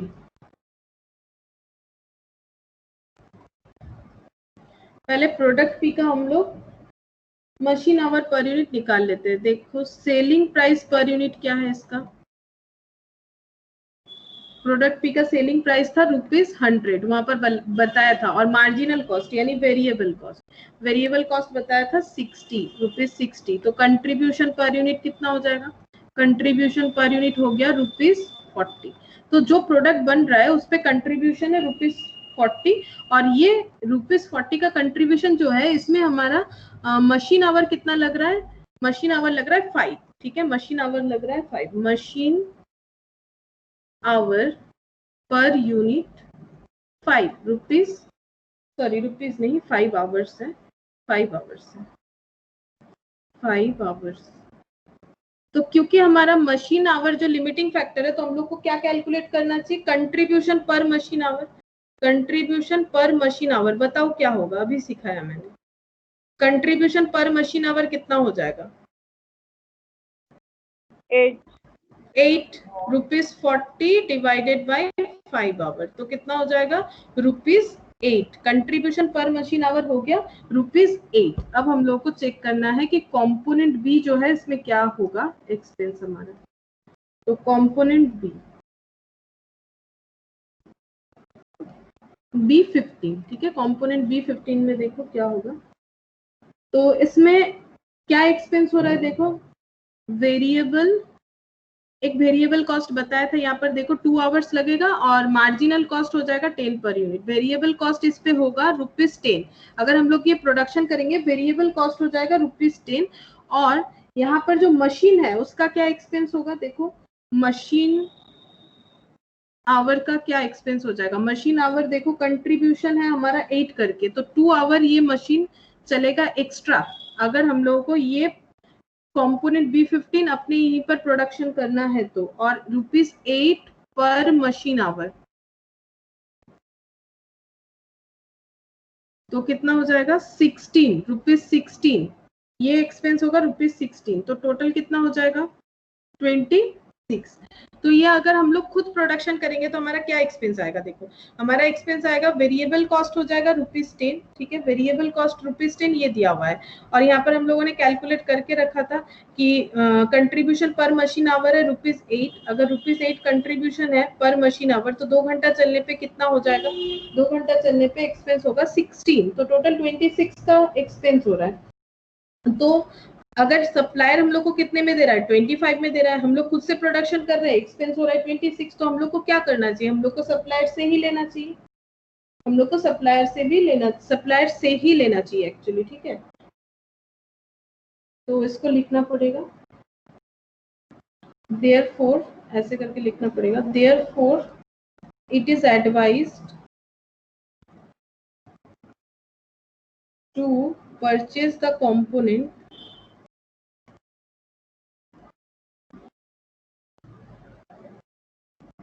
B15 from supplier and should not produce by क्या नाम था, novelty limited, as it cost ₹1 per unit मोर, ठीक है, एक एक यूनिट पे ₹1 पर यूनिट करके क्या हो जाएगा, ज्यादा हमारा कॉस्टिंग आ जाएगा। तो यहाँ पर देखो पहले हम लोगों ने क्या किया, हम लोगों ने ये कैलकुलेट कर लिया, क्योंकि हमारा मशीन आवर जो है वो लिमिटिंग फैक्टर था, तो हम लोगों ने कंट्रीब्यूशन पर मशीन आवर पहले कैलकुलेट कर लिया कि कंट्रीब्यूशन पर मशीन आवर कितना है, ₹8। तो यहाँ से हम लोगों ने देखो यहाँ पर वेरिएबल कॉस्ट और यहाँ पर मशीन आवर जो है वो देख लिया कितना हो रहा है। इसे तुम लोग चाहो तो अपॉर्चुनिटी कॉस्ट भी बोल सकते हो, ठीक है, अपॉर्चुनिटी कॉस्ट। तो ये हो जाएगा ₹26। तो हम लोग को क्या करना चाहिए, एक्सपेंस हमारा बढ़ रहा है, मतलब कॉस्टिंग जो है बढ़ जा रहा है, कंपोनेंट B15 का कहाँ हमें 25 में मिल रहा था, ये 26 हो जा रहा है, तो हम लोगों को क्या करना चाहिए, सप्लायर से ही लेते रहना चाहिए।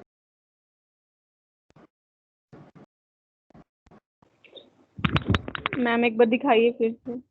हाँ दिखा, लास्ट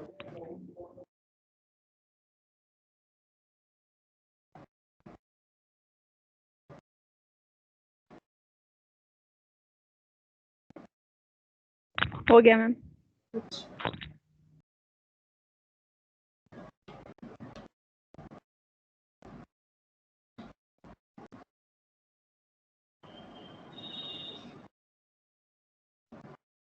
अब 24 देखो, बिंदु limited presents the following information for year, material, wages, fixed expense, variable overhead, selling price, unit, output दिया हुआ है।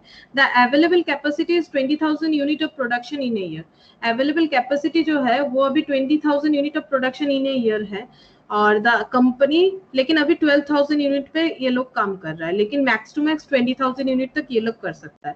The company has an offer to sell 5,000 additional unit, company को ऑफर आया है और इससे कंपनी और भी 5,000 यूनिट सेल कर सकती है। करेंटली 12,000 कर रही है और 5,000 का आ रहा है, यानी टोटल 17,000 का इन्हें प्रोडक्शन करना पड़ेगा अगर ये ऑफर एक्सेप्ट कर रहा है तो।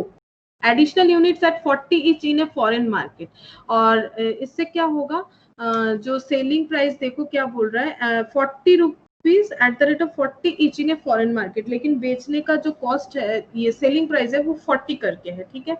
It is anticipated that by accepting this offer there will be a saving of ₹1 per unit, लेकिन in material cost, लेकिन ये देखा जा रहा है कि अगर ये ऑफर ये लोग एक्सेप्ट करता है तो मेटेरियल कॉस्ट पे ₹1 पर यूनिट का सेविंग्स होने वाला है on all the units manufactured, but fixed expenses will be increased by 30,000। Fixed expense बढ़ जाएगा, मेटेरियल का कॉस्ट कम हो जाएगा।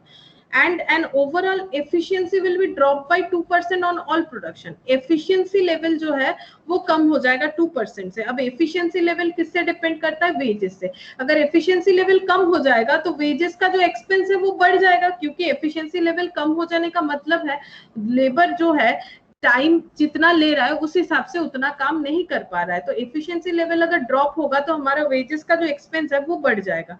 Whether this offer be accepted and why, क्या ये ऑफर लेना चाहिए या फिर नहीं लेना चाहिए. तो हम लोग को चेक करना पड़ेगा कि ये ऑफर लेने पे हमारा क्या क्या मतलब प्रॉफिट में क्या चेंजेस आ रहा है. मेन वही देखना चाहिए कि प्रॉफिट में क्या चेंजेस आ रहा है.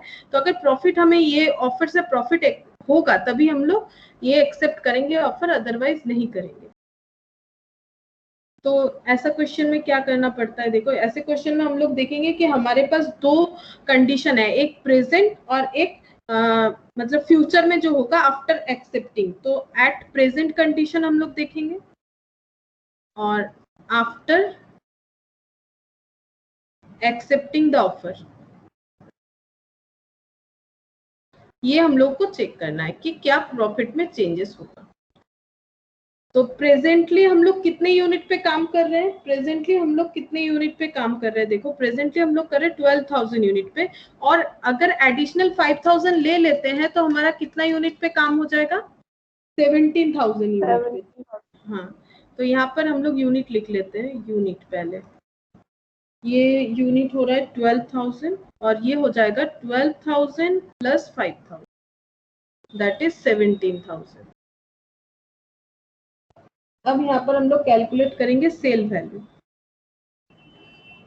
सेल्स वैल्यू, अब देखो सेल वैल्यू कितना होगा.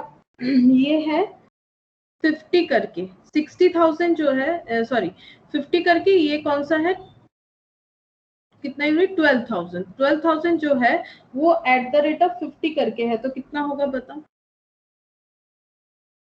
ये एट द रेट ऑफ 50 करके है, यहाँ पर ये 12 हो जाएगा एट द रेट ऑफ 50, और ये 5,000 जो है उसका अलग दिया हुआ है at the rate of 40 and at the rate of 40. ये हम लिख देते हैं सेलिंग प्राइस, इसे सेलिंग प्राइस पर यूनिट लिख देते हैं. नीचे सेल वैल्यू निकालेंगे, सेलिंग प्राइस पर यूनिट, समझने के लिए ये लिख दिए. ठीक है, ये देखो ये 50 करके है, ये 50 एंड 40. तो सेल्स वैल्यू बताओ कितना होगा.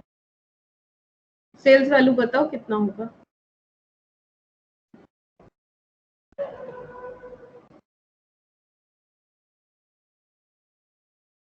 ये तो 6 लाख हो गया, और ये कितना होगा बताओ. दोनों अलग अलग होगा ना.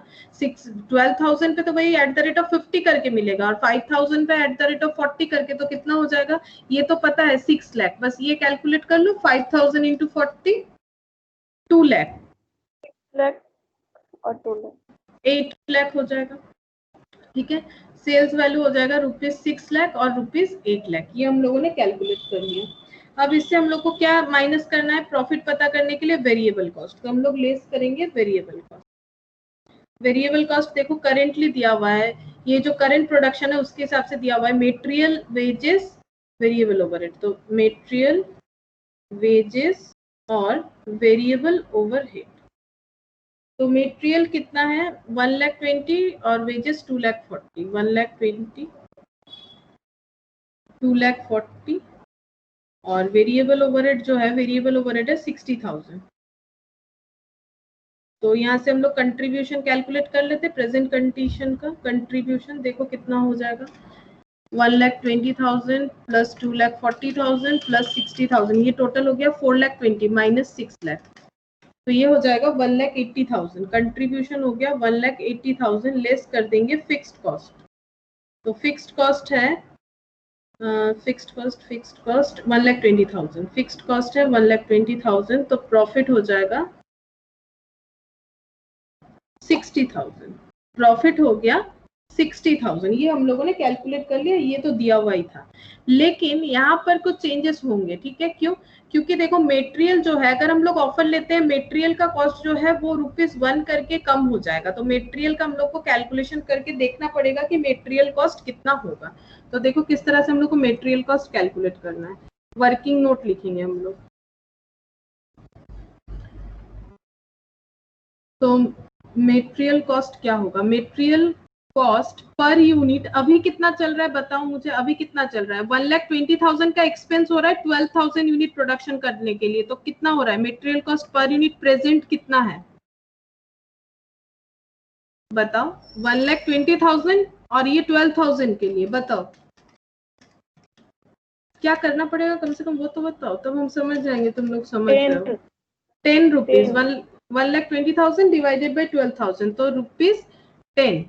और अगर हम लोग एक्सेप्ट करते हैं ऑफर तो क्या हो जाएगा, प्रोपोज्ड मेटेरियल कॉस्ट ऐसे लिखते हैं, ठीक है। प्रोपोज्ड मेटेरियल कॉस्ट कितना हो जाएगा 9 रुपीज, क्योंकि बोला है 1 रुपीज रिड्यूस हो जाएगा। ये देखो अगर हम लोग लेते हैं, it is anticipated that bye accepting this offer there will be saving of 1 रुपी, तो 1 रुपी का सेविंग मतलब 1 रुपी कम हो जाएगा, 9 रुपीज हो जाएगा हमारा प्रोपोज्ड मेटेरियल कॉस्ट। अब हम लोग को कैलकुलेट करना पड़ेगा कि टोटल कॉस्ट कितना होगा, टोटल प्रोपोज्ड मेटेरियल कॉस्ट। तो कोई मुझे कैलकुलेट करके बता सकता है कितना होगा, जैसे हम लोगों ने बजट के कंसेप्ट में किया था उसी तरह से तुम लोग को करना चाहिए।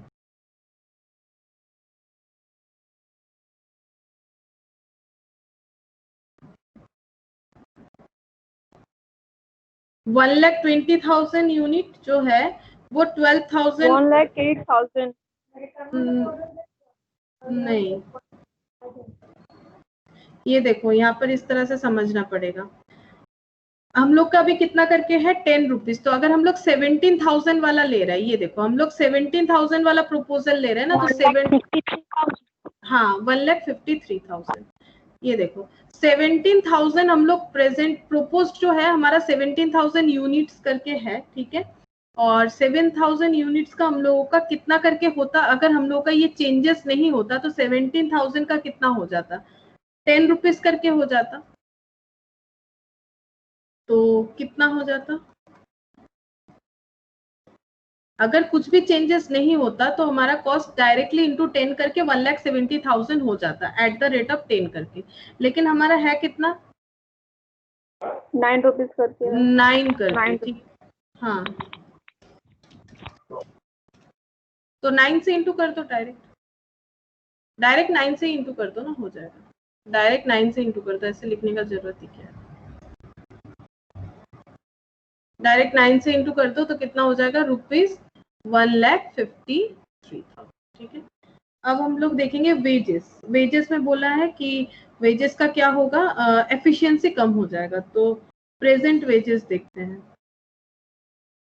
प्रेजेंट वेजेस कितना है, प्रेजेंट वेजेस है 2,40,000 दिया हुआ है पेमेंट, ठीक है 12,000 यूनिट के लिए। तो प्रेजेंट वेजेस हम यहाँ पर लिखते हैं 2,40,000। प्रोपोज्ड वेजेस तो 2,40,000 यहाँ पर इस तरह से कैलकुलेट करेंगे, कितने यूनिट के लिए है 12,000 के लिए है, तो 17,000 के लिए कितना होगा पहले ये कैलकुलेट करेंगे। तो यहाँ पर तुम लोग चाहो तो एट द रेट ऑफ कर सकते थे, जैसे उसमें किया वैसे ही करते, चलो एक ही टाइप से करते, नहीं तो तुम लोग कंफ्यूज हो जाओगे। तो बताओ कितना वेजेस कितना पर यूनिट करके है, वेजेस पर यूनिट कितना है 2,40,000 डिवाइडेड बाई 12,000 कितना होगा 20। हाँ at the rate of 20, at the rate of 20 per unit. तो 17,000 इंटू 20 कितना हो जाएगा 3,40,000, ये हो जाना चाहिए। लेकिन बोल रहा है कि वेजेस जो है वो 2% जो है इनका एफिशिएंसी ड्रॉप हो जाएगा। जैसे एफिशिएंसी ड्रॉप होने का मतलब ही ये हो जाएगा ना कि हमारा एक्सपेंस क्या है बढ़ जाएगा। इसमें मैंने एफिशिएंसी नहीं ऐड किया, तो after adding inefficiency, after adding inefficiency तो 2% खर्चा और भी बढ़ जाएगा। 3,40,000 होता अगर इनएफिशिएंसी नहीं आता, तो ऐड 2% खर्चा इसका बढ़ा दो, तो कितना हो जाएगा 3,46,800। ये हो गया लेबर का, वेजेस का। और उसके बाद वेरिएबल ओवरहेड, वेरिएबल ओवरहेड तो वेरिएबल ओवरहेड कितना है पर यूनिट देखो 60,000 डिवाइडेड बाई 12, 5 रुपीज करके है present at the rate of ₹5 per unit. तो प्रोपोज्ड 17,000 है, 17,000 इंटू ₹5। मैम हाँ मैम ये इनएफिशिएंसी है तो ये माइनस नहीं होगा? नहीं, इनएफिशिएंसी होने से तुम्हारा एक्सपेंस बढ़ेगा ना। तुम्हें रुपीस के ऊपर सोचना है कि अगर लेबर इनएफिशिएंट हो जाएगा, वो इनएफिशिएंट से टाइम घटता है, ठीक है, इनएफिशिएंट से प्रोडक्शन कम होगा, लेकिन हमें तो प्रोडक्शन 17,000 ही हो रहा है। अगर इनएफिशिएंसी दिख रहा है तो हमारा कॉस्ट बढ़ जाएगा। हम लोग अगर 17,000 ही प्रोडक्शन करना चाह रहे हैं उन इनएफिशिएंट लेबर के साथ, तो हमारा कॉस्ट बढ़ेगा, ठीक है। और जो ड्रॉप जो बता रहा है, ड्रॉप मतलब क्या हो रहा है, हमें हमारा जो मतलब आउटपुट है वो कम हो रहा है। मतलब पहले जितना टाइम, क्योंकि यहाँ पर तो टाइम दिया नहीं है, पूरा जो है रुपीस के ऊपर ही हमें कैलकुलेट करना है, और यूनिट दिया हुआ है, लेबर का आवर्स तो नहीं दिया हुआ है। इनएफिशिएंसी का मतलब है कि अगर पहले 2 आवर्स में अगर जितना प्रोडक्शन हो रहा था, अभी 2 आवर्स में उससे कम प्रोडक्शन होगा, यानी तुम्हारा कॉस्ट क्या हो जाएगा, बढ़ जाएगा। लेबर का कॉस्ट बढ़ जाएगा ना। पहले 2 आवर्स के लिए मान लो हम लोग पे कर रहे थे 5 रुपीज करके 10 रुपीज, है ना। तो ये दिया हुआ है ड्रॉप, लेकिन ड्रॉप सोच के ऐसे दिमाग में आता है कि माइनस होगा, लेकिन ये माइनस नहीं होगा। ये ऐसे सोचना है हम लोगों को कि एफिशिएंसी कम होने से हमारा कॉस्ट बढ़ेगा। लेकिन अगर ये आवर्स ये सब दिया हुआ रहता तो फिर हम लोग उसी हिसाब से कैलकुलेट करते। और एफिशिएंसी कम होने का मतलब यही हो जाता है कि मतलब ज्यादा टाइम ले रहा है और काम कम हो रहा है। काम कम होने का मतलब ही है हमारा काम का कॉस्टिंग बढ़ जाएगा, इसलिए हमारा लेबर का कॉस्टिंग बढ़ गया। अब हम लोग इसे पुट कर देंगे यहाँ पर, बस थोड़ा वहीं पर मेहनत था, अब यहाँ पर पुट करेंगे और हमारा प्रॉफिट आ जाएगा। तो मटेरियल का कितना आया हम लोगों का, 1,53,000। अच्छा, वेजेस का कितना आया, वेजेस का आया 3,40,000। अच्छा, ओवरहेड का कितना आया, ओवरहेड का आया 85,000। अब कंट्रीब्यूशन बता दो मुझे कितना होगा।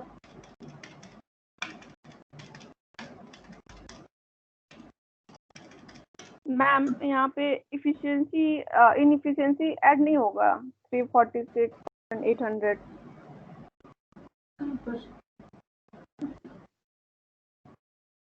ऐड होने के बाद यहाँ पे होगा ना। मैंने लिखा नहीं ना 3 लाख। अच्छा, वो 3,40,000 लिख दिया, सॉरी, ये गलत लिख दिया, रुको यही वाला लिखना था, ये थोड़ी होगा। वो तो इन्हें उससे 2% वाला देने के बाद ही लिखना होगा। वो कितना आया, 3,46,800। अच्छा, मैंने वो गलती से लिख दिया, वही होगा। वो मैंने ध्यान नहीं दिया इसीलिए लिखा। देखो कंसेप्ट एक बार देख लो, ये तो प्रोपोज्ड वेजेस है, लेकिन इसमें हम लोगों ने इनएफिशिएंसी का इफेक्ट नहीं दिया था। इफेक्ट देने के बाद यही वाला लिखना था, वो बाई चांस मैंने ये लिख दिया। तो देखो कितना हो जा रहा है, तो ये चेंजेस होगा, वैल्यू कितना हो जाएगा, 8 लाख माइनस 1,53,000 माइनस 3,46,800 माइनस 85,000, ये हो जा रहा है 2,15,200। और फिक्स्ड कॉस्ट में कुछ बोला था 30,000 के करीब एक इंक्रीमेंट है, 30,000, और यहाँ पर ऑलरेडी फिक्स्ड कॉस्ट था 1,20,000, तो 1,50,000 हो जाएगा। आफ्टर इंक्रीमेंट फिक्स्ड कॉस्ट हो जाएगा 1,50,000। उसका भी तुम लोग चाहो तो नोट बना सकते हो, उसका नोट हम नहीं बना रहे क्योंकि ये तो सिर्फ ऐड ही करना है, लेकिन तुम लोग एग्जाम में जरूर नोट बनाना। तो ये हो जाएगा हम लोग को 1,50,000 माइनस कर देते हैं 65,200। तो 65,200। अब डिसीजन कैसे लेंगे, देखो प्रॉफिट आया 65,200, ये कितने का प्रॉफिट है, कितने प्रोडक्शन का प्रॉफिट है। देखो ये जो प्रोडक्शन है ये है 12,000, ये 12,000 यूनिट के लिए है, ये 12,000 एंड 5,000 के लिए है। तो 12,000 सिर्फ प्रोडक्शन करने पे 60,000 का है, लेकिन उसके साथ अगर 5,000 ले रहे हैं, जबकि सेलिंग प्राइस हमारा कम है, फिर भी हमें 5,200 का प्रॉफिट ज्यादा दे रहा है, तो ऑब्वियसली हमें ये ऑफर एक्सेप्ट करना चाहिए, ठीक है। तो ये ऑफर हम लोग एक्सेप्ट करेंगे क्योंकि ये हमें प्रॉफिट जो है वो एक्स्ट्रा दे रहा है। Foreign market is recommended to be accepted. The offer from foreign market is recommended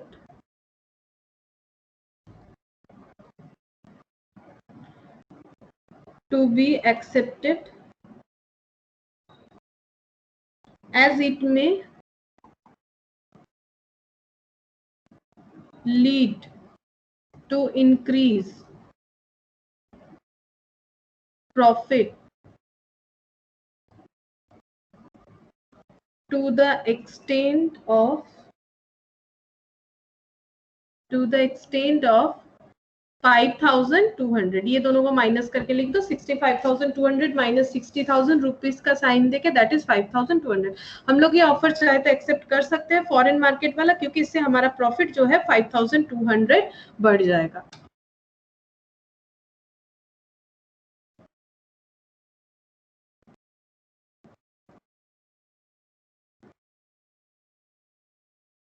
next देखो क्वेश्चन नंबर 25। ये तुम लोग मुझे बताओ क्या होगा, एकदम छोटा सा क्वेश्चन है। क्वेश्चन नंबर 25, फिक्स्ड एक्सपेंस बताया है और fixed expense when the factory shut down, मतलब देखो फैक्ट्री जब ओपन है तब 1500, मतलब प्रोडक्शन हो या ना हो ये पे करना पड़ेगा, इसी का मतलब होता है फिक्स्ड एक्सपेंस। जब फैक्ट्री बंद है, बंद कर देना है, तो फिक्स्ड एक्सपेंस 1000 हो जाएगा, कम हो जाएगा। लेकिन एडिशनल एक्सपेंसेस इन क्लोजिंग डाउन, मतलब फैक्ट्री बंद करने के लिए एक एक्सपेंस होगा, दैट इज 100 रुपीज का एक्सपेंस होगा। ठीक है, प्रोडक्शन अभी हो रहा है 500 यूनिट, कंट्रीब्यूशन पर यूनिट है ₹1। As a cost accountant what are your comments on the above data. तो तुम्हें इस पे कमेंट करके ये बताना है, ये देखो ना शट डाउन और ओपन ये दिया हुआ है, तो फिर क्या बताना है कि शट डाउन करना है या फिर शट डाउन नहीं करना है। आंसर तो तुम लोग को दिख रहा होगा यहाँ से, लेकिन तुम लोग मुझे लॉजिकली बताओ कैलकुलेट करके कि क्या सोचना है तुम लोगों को। तुम लोग को देखना पड़ेगा कि बंद करने पे क्या कॉस्ट हो रहा है और बंद नहीं करने पे क्या कॉस्ट होगा। बंद नहीं करने पे फिक्स्ड एक्सपेंस तो दिख ही रहा है 1500 और कंट्रीब्यूशन अभी इतना है, 500 यूनिट प्रोडक्शन हो रहा है, कंट्रीब्यूशन 1 यूनिट करके है, तो प्रॉफिट कैलकुलेट करो ना। अगर फैक्ट्री को बंद नहीं करते हैं तो प्रॉफिट कितना होगा, पहले ऑप्शन ले लेते हैं। ऑप्शन 1, ऑप्शन 2 कंटिन्यू, मतलब शट डाउन नहीं कर रहे हैं, तो क्या होगा?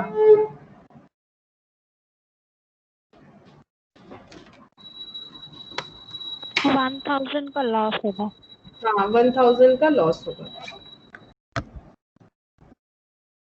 तो इस तरह से लिखेंगे। देखो कंट्रीब्यूशन अभी क्या है, कंट्रीब्यूशन है 500 यूनिट इंटू ₹1 करके ₹500। कंट्रीब्यूशन से अगर हम लोग फिक्स्ड कॉस्ट माइनस करेंगे तभी हम लोग को प्रॉफिट पता चलेगा ना। सेल्स माइनस वेरिएबल कॉस्ट ही तो कंट्रीब्यूशन है, और इससे फिक्स्ड कॉस्ट लेस करेंगे। फिक्स्ड कॉस्ट है अगर शट डाउन नहीं हो रहा है तो 1500 का, ये क्वेश्चन में दिया हुआ है, तो ये माइनस होगा तो लॉस हो जा रहा है 1000 का, तो लॉस हो गया ₹1000 का। ठीक है, अब एक मिनट,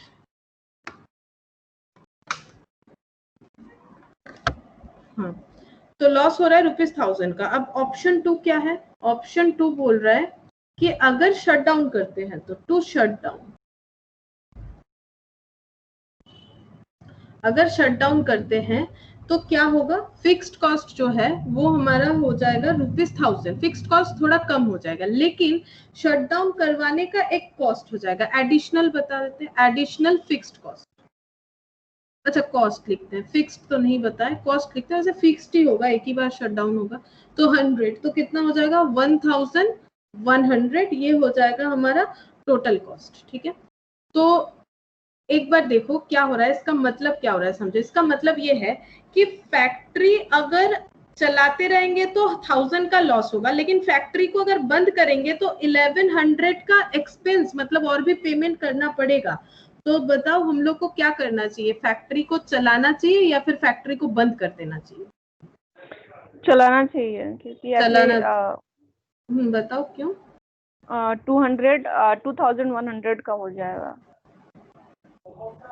हाँ एक्चुअली फैक्ट्री अगर चलेगा तो लॉस है 1100 का, लेकिन फैक्ट्री बंद होगा तो पॉकेट से 1100 देना पड़ेगा। फैक्ट्री शट डाउन करवाने के लिए 1100 का एक्सपेंस करना पड़ेगा। ठीक है, तो इससे बेटर है कि हम लोग फैक्ट्री को चलाते हैं। Hence the factory should run, इससे बेटर है कि हम लोग फैक्ट्री को चलाते रहे, क्योंकि चलाएंगे तो 1000 का लॉस हो रहा है, लेकिन अगर बंद करेंगे तो ये पेमेंट करना पड़ेगा, 1100 का पेमेंट करना पड़ेगा, इसलिए फैक्ट्री शुड रन होना चाहिए।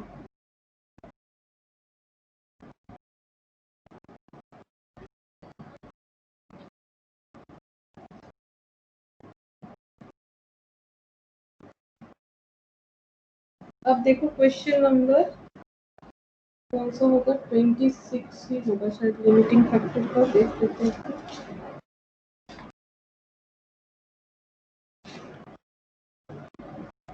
नहीं, ये लिमिटिंग फैक्टर का नहीं है, ये तुम लोग का लास्ट दिन के होमवर्क पे इंक्लूडेड है, ये बीपी का है। लिमिटिंग फैक्टर का है question number 27, question number 27 and 31।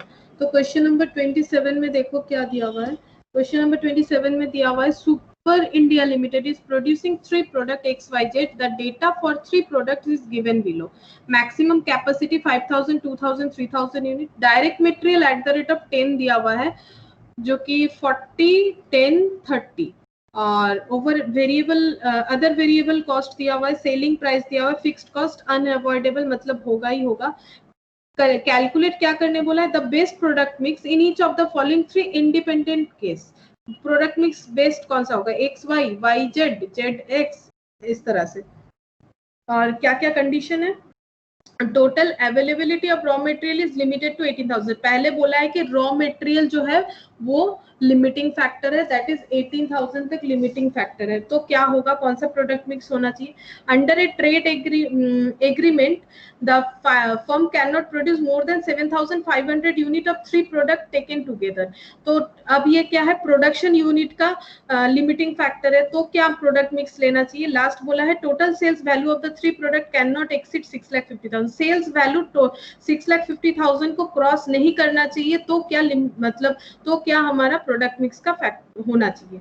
तो ये 3 तरह का लिमिटिंग फैक्टर बोला, जिसमें से 0.1 हम लोगों ने किया ही है, एकदम फर्स्ट वाले क्वेश्चन में 0.1 ही था हमारा।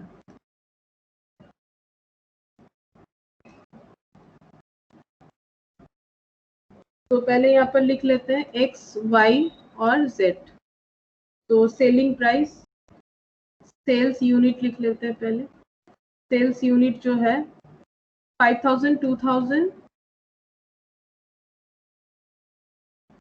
और 3,000। पहले कंट्रीब्यूशन निकालेंगे, फिर यहाँ पर लिखेंगे सेलिंग प्राइस।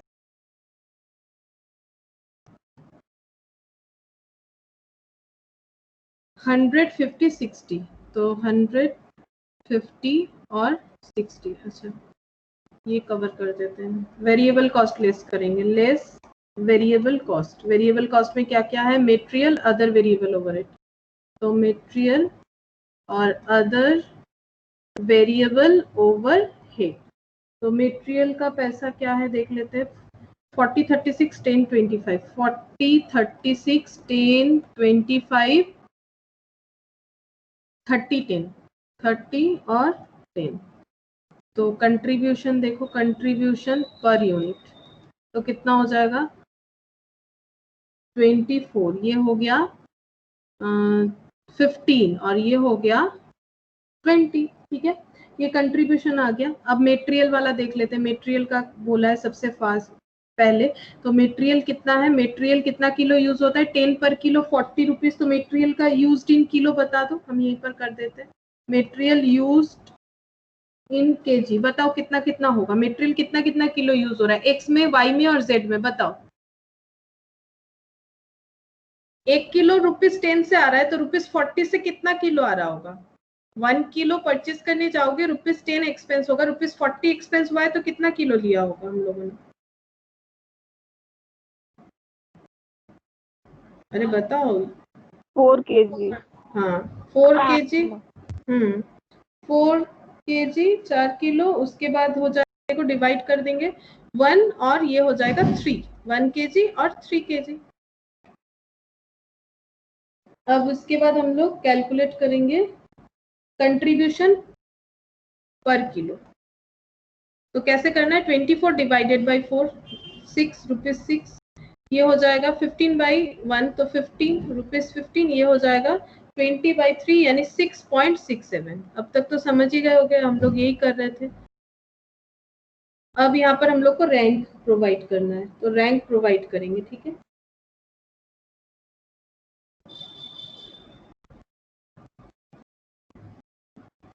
अब रैंक जो प्रोवाइड करेंगे, रैंक किस हिसाब से हो जाएगा, ये हो गया 1, ये 2 और ये 3, ठीक है, ये 1 2 3। तो y, z और x रॉ मटेरियल जब हमारा लिमिटिंग फैक्टर हो जाएगा। अब देखो किस तरह से इसको लिखेंगे।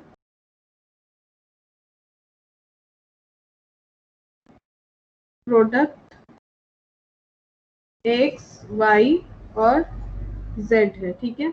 अब प्रोडक्ट x कितना यूनिट, अब यहाँ पर यूनिट लिखेंगे, पर यूनिट टोटल। अब कंट्रीब्यूशन कितना कितना है 15, नहीं कंट्रीब्यूशन है 24 15 20, 24 15 और 20। और रॉ मटेरियल टोटल अवेलेबल कितना है, रॉ मटेरियल टोटल अवेलेबल है, वो कैलकुलेट करना पड़ेगा या फिर दिया हुआ है, 18,000 दिया हुआ है, 18,000 kg। तो फर्स्ट रैंक में कौन आया है, फर्स्ट रैंक में आया हमारा y। तो y सबसे पहले हम लोग y को रॉ मटेरियल अलॉट करेंगे। तो y कितना हो जाएगा, y हो जाएगा 2000। तो 2000 इंटू 15 3000, 2000 इंटू, अच्छा सॉरी ये पर यूनिट मैंने मटेरियल वाला की जगह कंट्रीब्यूशन लिख दिया गलती से, ये लिखना है यहाँ केजी वाला। हाँ केजी वाला लिखना था। 615 सॉरी 413 तो 4 1 और 3, तो ये हो जाएगा 2000। अच्छा ये 2000 हो गया। y के बाद कौन सा ऑप्शन आ रहा था, सेकंड रैंकिंग देखो z का है, तो ये 3 किलो करके है, z का है और ये 3 किलो करके है, और z का प्रोडक्शन कितना है, z का 3000, तो ये कितना हो जाएगा 9000। और ये बैलेंसिंग फिगर कैलकुलेट करना पड़ेगा। तो ये बैलेंसिंग फिगर कैलकुलेट करके देखो 18,000 माइनस 11,000 तो कितना हो जाएगा, ये हो गया 7,000। तो ये 4 के हिसाब से कितना हो जाएगा, डिवाइडेड बाय 4, यूनिट हमारा हो जाएगा 1750 यूनिट्स, ठीक है 1750 यूनिट्स ये होना चाहिए अगर रॉ मटेरियल हमारा लिमिटिंग फैक्टर है। अब इस हिसाब से हमें प्रॉफिट कैलकुलेट करना है, तो प्रॉफिट बोल के हेडिंग कर देते हैं, ठीक है। तो कंट्रीब्यूशन कैलकुलेट कर लेते हैं, x y और z का कंट्रीब्यूशन है कितना कितना हो जाएगा, x है 1750, ये 3000 है, ये 2000 है, ठीक है। और कंट्रीब्यूशन जो है वो हमारा है 15 20, देख लेते हैं x का कितना है, 24 15 20, 24 15 और 20। तो देखो कितना हो रहा है, टोटल कंट्रीब्यूशन बताओ, लेस कर देंगे फिक्स्ड कॉस्ट, और फिक्स्ड कॉस्ट है देखना पड़ेगा वो भी कैलकुलेट करके। तो 1750 इंटू 24, तो ये हो जाएगा 42,000, ये हो गया 30,000 प्लस 30,000, और ये हो जाएगा 60,000, तो प्लस 60,000, तो ये हो गया 1,32,000 टोटल कंट्रीब्यूशन। और टोटल फिक्स्ड कॉस्ट कितना होगा, ये देखो 20 15 और 10, तो 20 और 10 कितना हो गया 30 40 45, ठीक है। तो तुम लोग यहाँ पर ब्रैकेट में टोटल करके लिखोगे, ठीक है, तीनों को हम यहाँ पर लिख देते हैं 45 टोटल करके, माइनस 45,000, तो ये हो जाएगा 87,000। इस केस में प्रॉफिट आ रहा है 87,000। ये हो गया रॉ मटेरियल वाला। नेक्स्ट हम लोग को बोला है कि अगर 7,500 से ज्यादा अगर हम लोग प्रोडक्शन नहीं कर सकते हैं तो क्या होगा। तो यहाँ पर देखो पॉइंट 2, तो output 7,500 ranking on the basis of contribution क्या हो जाएगा, देखो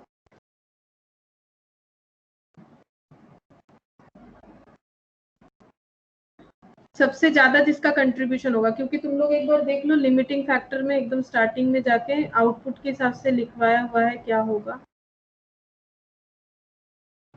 आउटपुट के हिसाब से अगर होगा तो sales quantity, contribution per unit sold, तो कंट्रीब्यूशन पर यूनिट सोल्ड तो हम लोगों ने कैलकुलेट किया ही है। कंट्रीब्यूशन पर यूनिट सोल्ड कितना है, ये देखो 24 15 और 20, तो उस हिसाब से रैंक में सबसे पहले चला जाएगा x, उसके बाद चला जाएगा z, उसके बाद y, x z y। तो हम यहाँ पर लिख लेते हैं x रैंकिंग 1, z रैंकिंग 2 और y रैंकिंग 3। डिसीजन हम लोग को देखना पड़ेगा किस तरह से लेना है। तो पहले हम लोग लिख लेते हैं प्रोडक्ट x y और z, ठीक है। और यहाँ पर टोटल आउटपुट जो है उस हिसाब से हम लोग को देखना पड़ेगा। टोटल आउटपुट है 7500। पहले x देख लेंगे तो x टोटल कितना हो रहा है, x का ही तो है 5000, तो x हो जाएगा 5000 यूनिट। और z, उसके बाद हम लोग z ले सकते हैं, तो z हो जाएगा 3000। तो यहीं पर तो 8000 हो जा रहा है, तो z ही हम लोग 3000 नहीं ले सकते, कितना लेना पड़ेगा, z होगा ये वाला। अच्छा y छोड़ो, पहले z का देखो, z कितना होगा, y को बाद में देखेंगे, पहले z ही हम लोग को लेना पड़ेगा। 2500 यूनिट। तो y तो कुछ भी नहीं कर सकते इस केस में, ब्लैंक हो जाएगा, तो ये हो जाएगा 7500। अब इसका भी प्रॉफिट कैलकुलेट कर लेते हैं। इसका कंट्रीब्यूशन है 24 और इसका कंट्रीब्यूशन है 20, तो ये हो जाएगा। मैम ये भी तो हो सकता है y लेंगे नहीं, y तो y रैंक 3 में है, कैसे लेंगे? अच्छा, क्योंकि रैंक, हाँ रैंक के हिसाब से लेना है ना। हाँ 1,20,000 और ये हो जाएगा 50,000, तो टोटल हो गया 1,70,000। और फिक्स्ड कॉस्ट जो है वो है 45,000, तो लेस कर दो 1,25,000, ये हो गया 1,25,000, मैंने यहीं पर कर दिया। और नेक्स्ट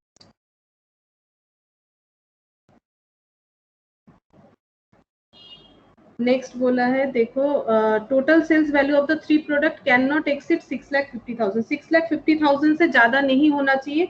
तो तुम लोग एक बार देखो, जहां पर मैंने डिसीजन दिखाया था वहां पर बोला है पीवी रेशियो के बेसिस में करना है, पीवी रेशियो के बेसिस में करना है। और पीवी रेशियो तो हम लोग पीवी रेशियो के बेसिस में ही करेंगे।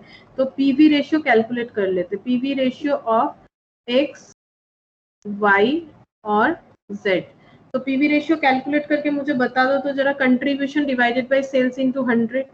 ये देखो, कंट्रीब्यूशन डिवाइडेड बाय सेल्स यानी 100 इनटू 100, तो कितना हो जाएगा 24। पहला वाला तो 24% होगा, दूसरा वाला 15 डिवाइडेड बाय 50 इनटू 100, 30%। और लास्ट वाला हो जा रहा है 20 बाय 60, 1/3, मतलब 33.33%। तो कंट्रीब्यूशन कैलकुलेट करेंगे। तुम लोग डिसीजन में एक बार देखो, लिखा हुआ है पीवी रेशियो लेना पड़ेगा अगर कंस्ट्रेंट जो है वो सेल वैल्यू है। तो पीवी रेशियो कैलकुलेट कर लिया मैंने, ठीक है।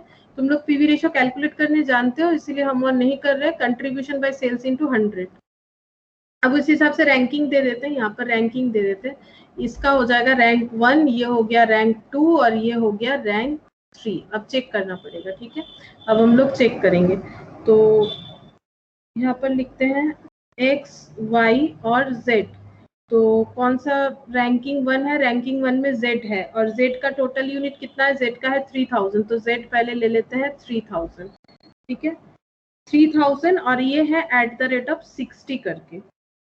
टोटल 6,50,000 से ज्यादा नहीं होना चाहिए, तो ये भी यहाँ पर लिखना पड़ेगा। तो ये कितना हो जाएगा 1,80,000, ठीक है। फिर रैंकिंग में है 2 में है y, रैंकिंग 2 में है y है 2000, तो 2000 इनटू इसका सेल्स वैल्यू है हमारा, ये देखो इसका सेल्स वैल्यू है 50, तो ये हो जाएगा 1 लाख। तो 1 लाख हो गया और 1,80,000 यानी 2,80,000, 6,50,000 माइनस 2,80,000, तो कितना हो जा रहा है 3,70,000। तो यहाँ पर बैलेंसिंग फिगर आ जाएगा 3,70,000 बैलेंसिंग फिगर, क्योंकि इससे ज्यादा नहीं हो सकता है, इससे ज्यादा सेल वैल्यू नहीं हो सकता है। तो इसका रेट तो पता है हम लोग को, एक्स का रेट कितना है वो तो चेंज नहीं होगा ना, एक्स का सेलिंग रेट है 100 करके। तो ये अगर 100 हो जाएगा तो कितना यूनिट हो सकता है, डिवाइड कर दो 100 से, 3,700, हाँ 3,700 हो सकता है। तो ये हो गया हमारा कॉम्बिनेशन। अब हम लोग को प्रॉफिट कैलकुलेट करना है, तो प्रॉफिट कैलकुलेट कर लेते हैं। तो z, y और x, अच्छा x y z ही लिख लेते हैं, x y और z। तो x का कितना हो जा रहा है 3,70,000, ये सेल वैल्यू है, ठीक है, ये सेल वैल्यू है। और Z का हो रहा है 1,80,000 और Y का हुआ था 1 लाख। सेल वैल्यू मैंने क्यों लिखा, देखो सेल वैल्यू जो है इसके साथ अगर हम लोग पीवी रेशियो इंटू करेंगे तो हम लोग को कंट्रीब्यूशन मिल जाएगा। इंटू पीवी रेशियो कर देते, पता है सबका पीवी रेशियो कितना कितना है। एक्स का है 24/30, 24%, 30% और 33.33%। कंट्रीब्यूशन ही तो हम लोग हर बार कैलकुलेट कर रहे हैं, फिर फिक्स्ड कॉस्ट। तो यहाँ पर देखो हम लोग को पीवी रेशियो दिया हुआ है, तो sales value into PV ratio करके हम लोग कंट्रीब्यूशन कैलकुलेट कर रहे हैं।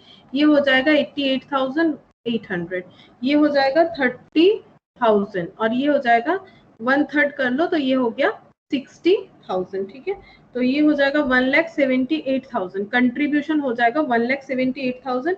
इससे फिक्स्ड कॉस्ट जो है 45,000 लेस कर देंगे, तो प्रॉफिट आ जाएगा 1,33,800। तो सभी सेम पैटर्न में होगा, लेकिन तुम लोग अगर जो कंसेप्ट मैंने एकदम स्टार्टिंग वाला क्वेश्चन धीरे धीरे से इसीलिए करवाया, कंसेप्ट को अगर समझ जाओगे तो कोई भी लिमिटिंग फैक्टर हो तुम लोग आराम से कर सकते हो और बहुत ही इंटरेस्टिंग है। और कॉस्ट के लिए तो ये बहुत ही एक इम्पॉर्टेंट जगह है कि डिसीजन तुम लोग को देना पड़ता है कि मैनेजमेंट को क्या करना चाहिए। तो ये डिसीजन लेने का जो है ये मार्जिनल कॉस्टिंग बहुत इंपॉर्टेंट चैप्टर है। अगर कोई अपना भी बिजनेस करना चाहता है तो उसे भी डिसीजन लेने में बहुत हेल्प होगा अगर तुम लोग ये सीख पाओगे। तो आई होप कि सीख रहे हो, ठीक है, मुझे रिस्पॉन्स दे रहे हो, सीख रहे हो।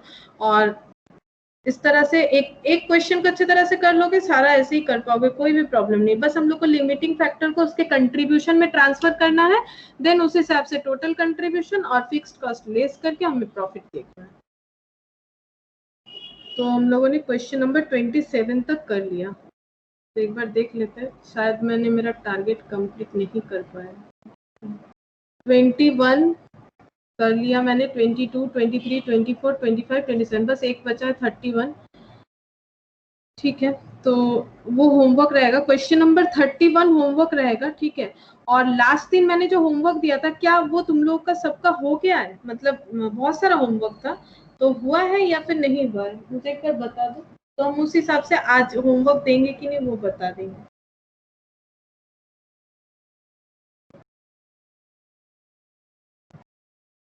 कोई कुछ नहीं बता रहा, बताओ होमवर्क हुआ है? 1 से लेके मैंने बहुत सारा दिया था, 1, 2, 3, 5, 8, 9, 10, 12, 13, 16, 17, 18, 19 इस तरह से दिया था। हाँ मैम हुआ है, लेकिन कुछ प्रॉब्लम हो रहा है उसमें, कुछ प्रॉब्लम हो रहा है, नहीं बन रहा है। हाँ ठीक है, अगर वो होमवर्क कंप्लीट नहीं हुआ है तो वो होमवर्क ही करो, और ये जस्ट एक होमवर्क रहेगा और हम इस रिलेटेड कुछ भी होमवर्क नहीं दे रहे।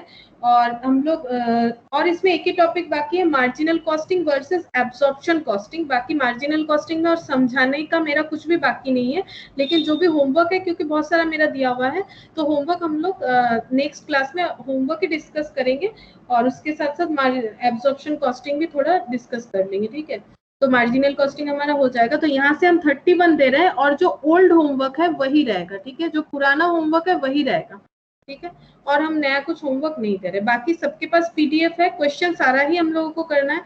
अगर किसी का होमवर्क हो गया है पुराना वाला तो वो लिमिटिंग फैक्टर का सम्स चाहे तो वो कर सकता है। पुराना होमवर्क हो गया है तो और तो कुछ सम्स ज्यादा बचा नहीं है, तो सारा ही कर सकते हो। और मार्जिनल कॉस्टिंग और एब्जॉर्प्शन कॉस्टिंग का क्वेश्चन उसमें है भी नहीं। अब तुम लोग के पास जो पीडीएफ है उसमें जो भी क्वेश्चन है उसका सारा टॉपिक कवर हो गया। मार्जिनल कॉस्टिंग और एब्जॉर्प्शन कॉस्टिंग का क्वेश्चन हम देंगे, वो क्वेश्चन मैंने दिया नहीं है, वो हम क्लास में ही करवा देंगे जो कि कंप्लीट हो जाएगा। तो तुम लोग को यहाँ पर 31 होमवर्क करना है लिमिट, और इसके अलावा जो ओल्ड क्वेश्चंस है उसको करना है अगर तुम लोगों ने नहीं ट्राई किया है तो। और बाकी जो भी क्वेश्चन बचता है वो लिमिटिंग फैक्टर का ही बचेगा, जो मैंने उस दिन नोट करवाया था। तुम लोग चाहो तो बाकी वो कर सकते हो जो करना चाहता है।